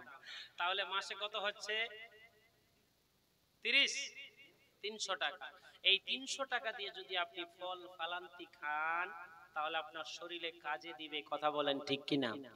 তাই বলতে আছে কোন ব্যক্তি যে বিড়ি খায়, তার মুখে গন্ধ, তার নাকে গন্ধ, তার চোখে গন্ধ, তার কানে গন্ধ, তার হাতে গন্ধ, তার লঙ্গিতে গন্ধ, আমার হয় সন্দেহ তার বউ থাকে কেমনে। বুঝতে পারলেন? বিড়ি খেলে অনেক দিক থেকে সমস্যা বাবা, ঘৃণা জিনিস। তাহলে বিড়ি থেকে আমরা বেঁচে থাকবো। কথা বলেন ঠিক কিনা? সবাই রাজি আছেন? আব্বাজি আমার ভাইজান, ছিলাম কোথায়? হালিমার ঘরে সুন্দর করে একটা হাড়ি, আপনারা যাই বলেন না কেন, চারি বা একটা বড় বালতি বা একটা বড় গামলার মধ্যে বড় করে পানি দিয়ে মুহাম্মাদের পা দিয়েছেন, হাত ছুঁয়ে দিলেন। বলতে আছে, আমি মুহাম্মাদকে বারবার ঘর থেকে আনছিলাম, বাহির করছিলাম, বারবার আনছিলাম, বাহির করতেছিলাম। আমি হালিমার কষ্ট হচ্ছিল, মুহাম্মাদের যেন কষ্ট হচ্ছিল, তাই পানির মধ্যে পা মুবারক দিলাম। যেই অসুস্থ ব্যক্তিরা আসতো, আমি ওই পানিটা মুখের মধ্যে দিতাম, তারা সুস্থ হয়ে যেত।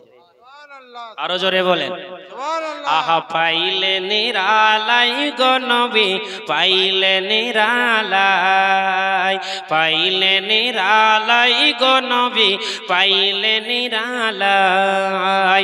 2 কদমে চুমো খাবো, 2 কদমে চুমো খাবো, চরণ ধুলি মাগবো গাই। পাইলে নিরালাই গো নবী, পাইলে নিরালাই, পাইলে নিরালাই গো নবী, পাইলে নিরালাই। জোরে বলেন সুবহানাল্লাহ। উম্মতি উম্মতি বলে কাঁদলেন নবী জীবন ভরে, এখনো কান্দে নবী, এখনো কান্দে নবী, শুয়ে সোনার মদিনায়। পাইলে নিরালাই গো নবী, পাইলে নিরালাই, পাইলে নিরালাই গো নবী, পাইলে নিরালাই। আব্বাজি আমার ভাইজানেরা, গভীর মনোযোগ দিবেন বাবা। হালিমাতুজ জোহরা বলতে আছে, ওই পানি দিয়ে আমি মানুষকে শিফা দিতাম। ওই পানিটা যখন শরীরের মধ্যে নিত বা একটু পান করে নিত, মানুষ সুস্থ হয়ে যেত।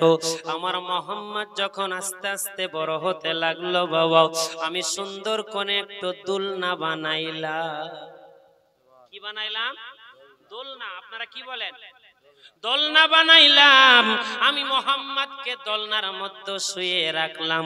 হঠাৎ করে আমি হালিমা একদিন দেখতে পেলাম, আমি রুটি পাকাইতেছিলাম, আমার মোহাম্মদ যেন একবার হাসে, একবার কাঁদে, একবার হাসে। আমি হালিমা আশ্চর্য গেলাম, আমার মোহাম্মদ হাসে কেন, আমার মোহাম্মদ একবার হাসে কেন, একবার কাঁদে কেন। আমি রুটিটা কুলার মধ্যে রাখিয়া মোহাম্মদের কাছে চলিয়ে গেলাম, দেখি আমার মোহাম্মদ যেন কান্না করে, আবার যেন হাসে, আবার যেন কান্না করে। মোহাম্মদ আকাশে আঙ্গুল দিয়া যেন চাঁদের সঙ্গে খেলা করে। আরো জোরে বলেন আহা। মোহাম্মদ ওই দোলনার মধ্যে শুয়ে শুয়ে আকাশের দিকে আঙ্গুল দেয়, আর যেন একবার বামে হটায়, একবার ডানে হটায়, একবার পশ্চিমে হটায়, একবার পূর্ব দিকে হটায়। আমি আসমানের দিকে লক্ষ্য করে দেখলাম, আমার মোহাম্মদ দুনিয়ার কোন জিনিস দিয়ে খেলে না, ওই আসমানের চাঁদ নিয়ে খেলা করে। জোরে বলেন আসমানের চাঁদ, আসমানের সূর্য নবী মুস্তাফার খেলনা। আমি দেখতে পেলাম মোহাম্মদ যখন ওই খেলনাটা নিয়ে খেলতো তখন হাসতো, যখন খেলনাটা দূরে সরে যেত তখন আমার নবী কান্না করতো। বাবাজি বলুন, সেই নবীকে মহব্বত করার আমাদের দরকার আছে কি নাই? আছে না? আব্বাজি আমার ভাইজানেরা গভীর মনোযোগ দিবেন বাবা। আমার নবী মুস্তাফা আস্তে আস্তে বড় হচ্ছে বাবা। একটা দুটা বছর, দেড়টা বছর হয়ে গেল বাবা। নবী মুস্তাফার দুধু ভাই যার নাম হলো মাসুদ, আমার নবী মুস্তাফা মাকে বলতে আছে, মা গো আমি বাড়িতে একা একা থাকি, আমাকে ভালো লাগে না, তুমি কাজ কাম করো, আমাকে খেলতে ইচ্ছা করে গো মা। আমার দুধু ভাই সকাল বেলায় যায়, সন্ধ্যার সময় বাড়ি চলে আসে। মা গো আমার ভাই সকাল বেলায় কোথায় যায়, সন্ধ্যার সময় কোথায় থেকে আসে? হালিমাতুজ জোহরা বলতে আছে, বেটা রে আমি যখন আমার সন্তানকে ছোট ছিল, তুমি মোহাম্মদ যখন কে নিয়ে এসেছিলাম লালন পালন করার জন্য, তখন বাড়ির মধ্যে তোমাদেরকে রাখিয়া আমি জঙ্গলে ছাগল চড়াইতে যেতাম। আমি এখন বয়স্ক হয়ে গিয়েছি, আমার বেটা মাসুদ বড় হয়েছে, তাই আমার ডিউটিটা আমার বেটাই পালন করে। আর একটু জোরে মা জননী আমি বাড়িতে একা একা থাকি, আমাকে ভালো লাগে না, আমাকে একটু আমার ভাইজান আমার ভাই দুধ ভাই, আমার ভাইয়ের সঙ্গে আমাকে একটু জঙ্গলে পাঠাও, আমি তার সঙ্গে ছাগল চড়াইতে যাব। আমার মোহাম্মদ এই কথা বলার পরে পরে হালিমাতুজ জোহরা বলতে আছে, বেটা রে তোমাকে বড় যত্ন করে আমি মক্কা নগর থেকে এনেছি। বেটা তুমি কি জানো তোমার আব্বা নাই, তোমার মা বারবার করে বলেছে তোমাকে একাই যেন কোথায় না ছাড়ি, তোমাকে আমি কিছুতেই ছাড়তে পারবো না। মোহাম্মদ রাগ করিয়া বাবা মায়ের প্রতি অভিমান রাখিয়া ঘরের মধ্যে যে শুয়ে পড়ে গেল। হালিমাতুজ জোহরা টেনশনে পড়ে গেল, আমি মনে হয় মোহাম্মদকে দুঃখ দিয়ে দিলাম, আমি মনে হয় মোহাম্মদকে কষ্ট দিয়ে দিলাম।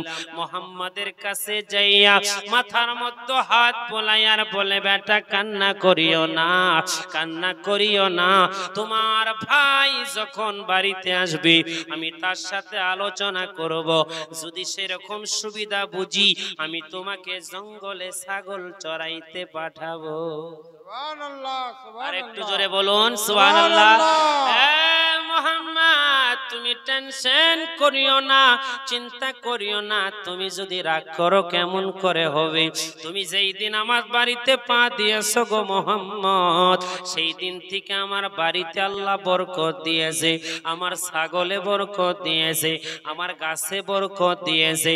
আমি হালিমা আগের মতো নাই, তুমি মোহাম্মদকে পাওয়ার পরে আল্লাহ পাক আমাকে অনেক সুখ দিয়েছে, কিন্তু কিন্তু আমি তোমার মায়ের কাছে কথা দিয়েছি তুমি মোহাম্মদকে কোনোদিন যেন চুল পরিমাণ কষ্ট না দিই।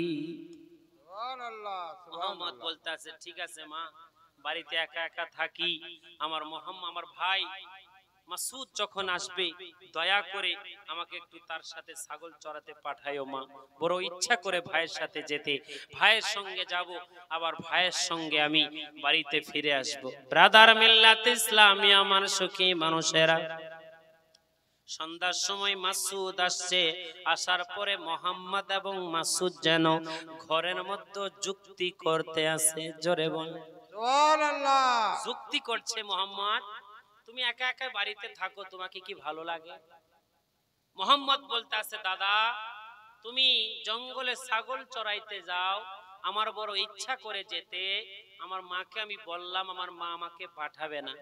কাল সকাল বেলায় যখন মা তোমাকে ডাকবে মাসুদ ছাগল নিয়ে যা, তুমি খবরদার যাবে না, একটা কথা বলবে মোহাম্মদকে যতক্ষণ পর্যন্ত না নিয়ে যাব ততক্ষণ পর্যন্ত আমি জঙ্গলে যাব না। জোরে বলে সুবহানাল্লাহ। দুই ভাই যেন যুক্তি করে নিল, দুই ভাই যেন যুক্তি করে নিল। মোহাম্মদ যদি জঙ্গলে ছাগল চড়াইতে না যায় মাসুদ যাবে না। সকাল বেলায় ফজরের নামাজ পড়িয়া হালিমাতুজ জোহরা বলতে আছে ও বেটা মাসুদ সকাল হয়ে গিয়েছে, তুমি কি ছাগল নিয়ে যাবে না? তায়েফের অনেক ছোট ছোট বাচ্চারা সবাই ছাগল নিয়ে চড়াতে গিয়েছে, তুমি কি ছাগল নিয়ে যাবে না? মাসুদ শোনার পরেও কোন রকম কথা বলে না। হালিমাতুজ জোহরা মাসুদের কাছে যে বলে বেটা তুমি কি ছাগল নিয়ে যাবে না? মাসুদ বলতেছে মা যতক্ষণ পর্যন্ত আমার দুদু ভাই মোহাম্মদকে আমার সঙ্গে না দিবে ততক্ষণ পর্যন্ত আমি জঙ্গলে যাব না। সুবহানাল্লাহ। বলছে বেটা মোহাম্মদ তো এতিম মানুষ, তার আব্বা দুনিয়াতে বেঁচে নাই, আব্বার আদর পাই নাই, তাকে জঙ্গলে পাঠাবো, জঙ্গলের হরিণ যদি তাকে আক্রমণ করে, জঙ্গলের বাঘ যদি মোহাম্মদকে গিলে ফেলে, অনেক টেনশনে পড়ে যাব, অনেক চিন্তায় পড়ে যাব, আমি আমিনাকে কোনো রকম জবাব দিতে পারবো না। বেটা মাসুদ এমন জিদ তুমি করিও না। বলছে মা যতক্ষণ পর্যন্ত তুমি মোহাম্মদকে না পাঠাইবে ততক্ষণ পর্যন্ত আমি যাব না। ছোট ছেলে জিদ করছে ভাইকে ভাইকে নিবে তো। বেটা তুই যে মোহাম্মদকে নিয়ে যাবি, এই যে রোদ্রের তাপ, রোদ্রের তাপটা মোহাম্মদের শরীরে লাগবে, মোহাম্মদকে নিয়ে যাবি জঙ্গলের মধ্যে, যখন ভোগ লাগবে ক্ষুধা লাগবে তখন তুমি মোহাম্মদকে কি খাওয়াবে? তোমার মুস্তাফাকে দাও না মাগো সঙ্গে নিয়ে যাই, খেতে দেব খুরমা খেজুর ময়দানে ভয় না। এ তোমার মুস্তাফাকে দাও না মাগো সঙ্গে নিয়ে যাই, খেতে দেব খুরমা খেজুর মাগো ময়দানে ভয় না। বলে মা তোমার ছেলেকে দাও, ভোগ লাগলে আমরা খেজুর নিয়ে যাব, তোমার মোহাম্মদকে খাওয়াবো। জোরে বলুন সুবহানাল্লাহ। মোহাম্মদকে সঙ্গে নিয়ে বাবা মায়ের দোয়া নিয়ে হালিমাতুজ জোহরার দোয়া নিয়ে যেন চলতে শুরু করলো। বাবা টুকটুক টুকটুক করে জঙ্গলের মধ্যে চলিয়া গেল। একটা মানুষ ছিল না, দুইটা মানুষ ছিল না বাবা, অনেক কটা সন্তান ছিল। মোহাম্মদের চেহারা দেখতে সুন্দর ছিল বলে, মোহাম্মদ দেখতে সুন্দর ছিল বলে ওই যারা ছাগল চড়াতে যায় সবাই যেন মোহাম্মদকে আদর করে, সবাই যেন মোহাম্মদকে নিয়ে গল্প করে। হঠাৎ করে যেন দেখতে পায় ওই জঙ্গলার চারিপাশ দিয়ে চারটা বাঘ যেন ছুটে ছুটে আসতে আছে। ওই বাঘগুলা যখন ছুটে ছুটে আসে বাবা, যারা তার সঙ্গে ছিল তারা দৌড়িয়ে পালিয়ে গেল। ভাইজান মাসুদ ভাইজান ওই বাঘের ভয়ে যেন পালিয়ে গেল, মোহাম্মদকে সেই জায়গাতে রেখে দিল। মাসুদ মনে মনে ভাবে, আমি মাকে যে কি জবাব দিব, আমি মাকে যে কি জবাব দিব, মোহাম্মদকে তো বাঘ খেয়ে ফেলবে। ছোট ছেলে দৌড়াতে পারে নাই, আমি মাসুদ হয়তো দৌড়িয়ে পালিয়ে এসেছি। মোহাম্মদকে যেন মাসুদ দেখতে পাই, মোহাম্মদকে সামনের মধ্যে বসিয়া চারটা বাঘ যেন গোল করে ধরে রেখেছে, আর মোহাম্মদের পায়ের মধ্যে যেন চুমা খায়। সুবহানাল্লাহ। আর একটু জোরে বলেন। সুবহানাল্লাহ। তাই কবি বলতে আছেন, বাবা এক রাত আমার নবী ছিলেন হালিমারি ঘরে, বাগে এসে ছাগল নিল উঠানের তরে। এক রাত আমার নবী ছিলেন হালিমারি ঘরে, বাগে এসে ছাগল নিল উঠানের তরে। আর ছাগল মুরা খাবো না, আর নবী দেখার বাহানা। সুবহানাল্লাহ। ছাগল মুরা খাবো না, আর নবী দেখার বাহানা। আরে নবী আসলে তার কদম চুম্ব, আর নয়ন ভরে তোমায় দেখবো। একটু দিদার দাও দয়ার নবী গো, তোমায় নয়ন ভরে আমি দেখবো। বাঘগুলা যেন নবী মুস্তাফাকে ঘিরিয়ে নিয়ে আসে। ভাইজান মাসুদ যেন মনে মনে ভেবেছে, আমার মোহাম্মদ আর বেঁচে থাকবে না, মোহাম্মদকে যেন বাঘে খেয়ে ফেলবে। দৌড়িয়ে দৌড়িয়ে মায়ের কাছে যায়, মা জননী বড় কঠিন বিপদ পড়ে গেলাম গো মা, আমার ছোট ভাইকে নিয়ে গেলাম, মোহাম্মদকে জঙ্গলে নিয়ে যাওয়ার পরে দীর্ঘ সময় তার সঙ্গে খেলাধুলা করলাম। হঠাৎ করে দেখতে পেলাম চারটা বাঘ দৌড়িয়ে দৌড়িয়ে চলে আসছে মোহাম্মদের দিকে। আমি দৌড়িয়ে পালিয়ে গেলাম, মোহাম্মদ দৌড়াইতে পারল না। মা গো, আমি দেখলাম মোহাম্মদকে মাঝখানে বসিয়া চারটা বাঘ যেন দাঁড় করিয়ে রেখে দিয়েছে, আমার মোহাম্মদকে যেন এখন খেয়ে ফেলেছে। মা তুমি আমার সঙ্গে একটু চলো। হালিমাতুজ জোহরা বাবা বাড়ির মতো কাজ কাম ফেলে দিয়ে বাবা নিজের ছেলেকে নিয়ে যেন মোহাম্মদের খোঁজের উদ্দেশ্যে চলে। আর চলতে চলতে যেন দেখতে পায় আমার মোহাম্মদ যেন বড় একটা পাথরের মতো দাঁড়িয়ে রয়েছে। আর একটু জোরে বলেন সুবহানাল্লাহ। মোহাম্মদকে দাঁড়িয়ে থাকা অবস্থায় দেখে হালিমা ছুটে ছুটে মোহাম্মদকে কুলের মধ্যে নিল। বেটারে, আমার বেটার মুখ থেকে শুনলাম তোমাকে নাকি বাঘে ঘেরাই করেছিল, আমি ভেবেছি তোমাকে খেয়ে ফেলেছে মনে হয়। বাবাজি বাঘে কি তোমাকে খায় নাই, তোমাকে কি আঘাত করে নাই? মোহাম্মদ বলছে মা গো, আমিও বুঝতে পারলাম না বাঘ আমাকে কেন খেলো না। বাঘ আমার পাশে এসে আমার পায়ের মধ্যে চুমা খেলো। জোরে বলুন। ও মা, শুধু তাই নয় গো, আমি নিচের মধ্যে ছিলাম গো মা, একটা বাঘ আমাকে ইশারা করলো বাবা, আমার পিঠের মধ্যে কামড়িয়ে একটা বাঘের পিঠের মধ্যে উঠিয়ে দিল। আর চারটা বাঘ যেন আগে আগে চলে। আমি নবী মুস্তাফাকে একটা বাঘ নিয়ে পিছে পিছে চলে, আর এত বড় পাহাড়ে আমাকে রেখে দাঁড় করিয়ে রেখেছে। আমার মা হালিমা আসবে, দেখার পরে যেন আসার পরে যেন খুঁজতে না হয়, মোহাম্মদ যেন চোখের মধ্যে পড়ে। ও মা জননী, আমি বাড়ি যাব, আমাকে এই জায়গায় ভালো লাগে না। বাবাজি মাসুদ যেন চিন্তা করেছিল, চিন্তায় চিন্তিত হয়ে গেল, ওই জায়গায় যদি আমি মাসুদ হতাম আমাদেরকে খেয়ে ফেলতো। মুহাম্মাদুর রাসূলুল্লাহকে খেলো না বাবা, তার জন্য আমার আল্লাহ পাক বলতে আছেন ওয়ামা আরসালনাকা ইল্লা রাহমাতাল লিল আলামিন।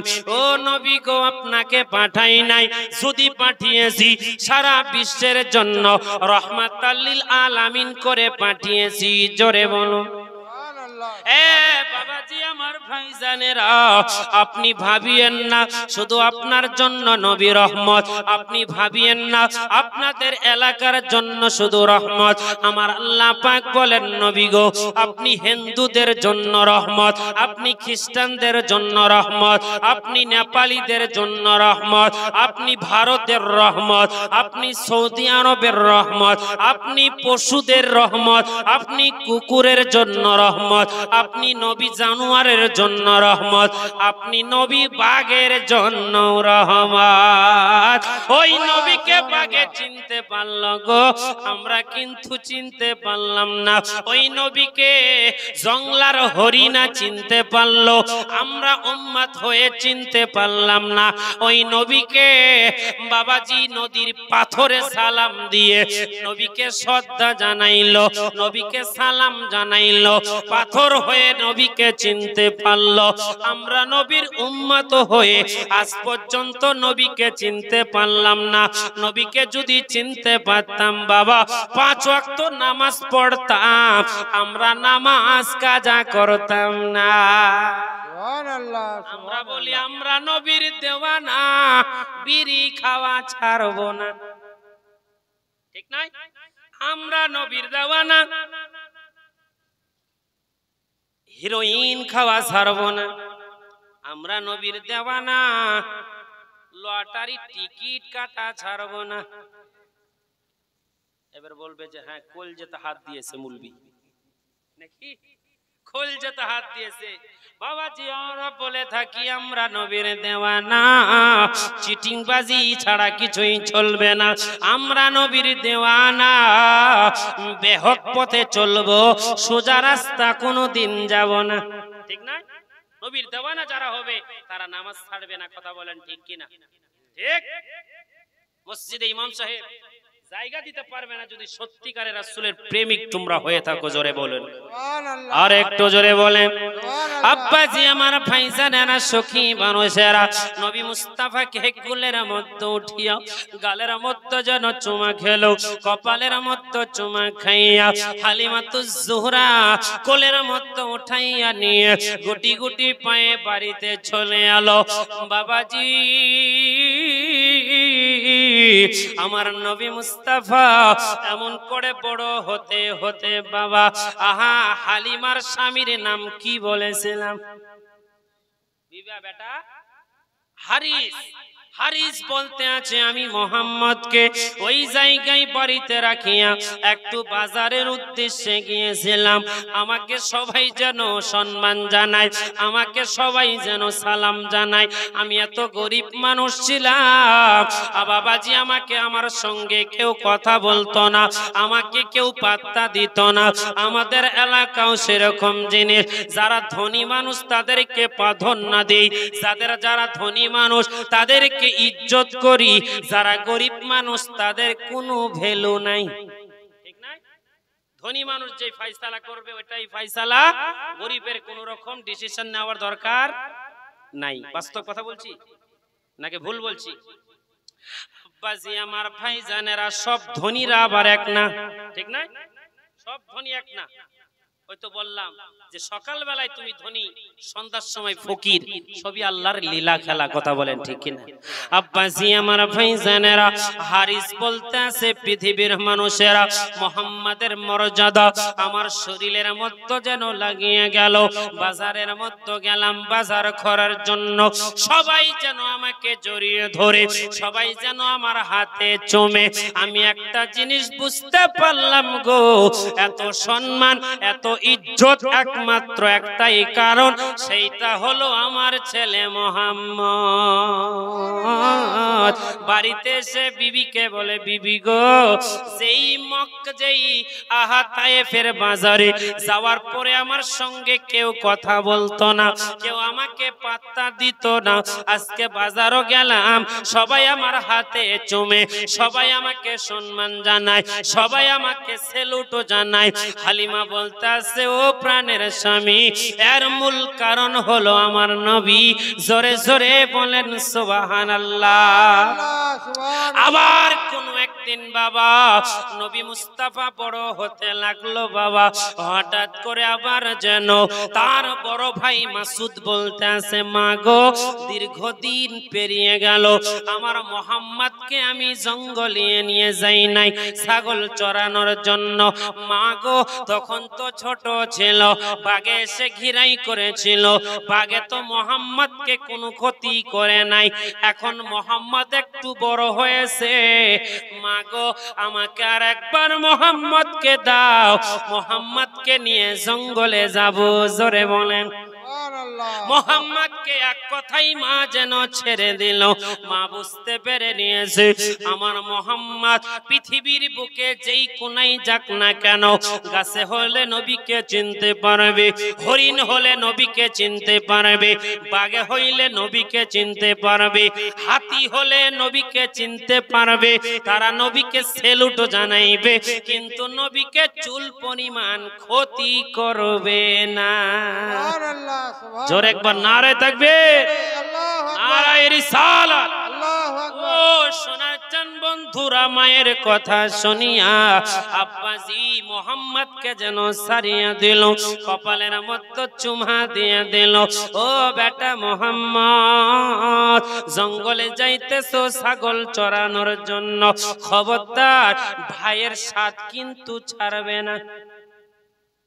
ভাইয়ের সাথ ছাড়া হলে চলবে না। যতক্ষণ পর্যন্ত জঙ্গলে থাকবে ততক্ষণ পর্যন্ত যেন তুমি তোমার ভাই মাসুদের সঙ্গে থাকো। জোরে বলুন।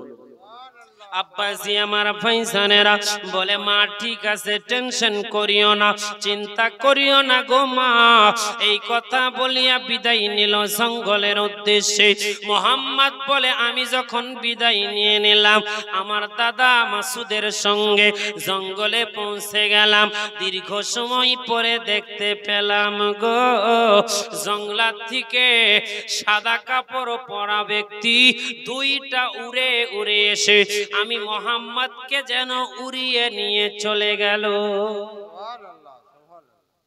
জঙ্গলের মধ্যে খেলছে, ভাইদের সাথে সাদা পোশাকওয়ালা দুইটা ব্যক্তি এসে মোহাম্মদকে তুলে নিয়ে চলে গেল। এই বয়ান কে করছে? মাসুদ, মানে হালিমার বড় ছেলে। জোরে বলুন। আহা, আবারও যেন টেনশনে পড়ে গেল, চিন্তায় পড়ে গেল। ওই দুইটা মানুষ যে বাবা সাদা পোশাক পরিয়ে মোহাম্মদকে উড়িয়ে নিয়ে চলে গেল, আমি মাসুদ দেখতে পাচ্ছি আমার ভাইজানকে কত দূর নিয়ে যাচ্ছে। ওই দুইটা মানুষ নবী মুস্তাফাকে এক বিরাট বড় পাহাড়ে নিয়ে চলে গেল। সুবহানাল্লাহ বলবেন না? বিরাট বড় পাহাড়ের মধ্যে নিয়ে গিয়ে মোহাম্মদকে যেন পাহাড়ের মধ্যে শুয়ে দিল। শুয়ে দেওয়ার পরে আমি মাসুদ দেখতে পেলাম ওই ব্যক্তিটা মোহাম্মদের শরীরের মধ্যে উঠে গেল।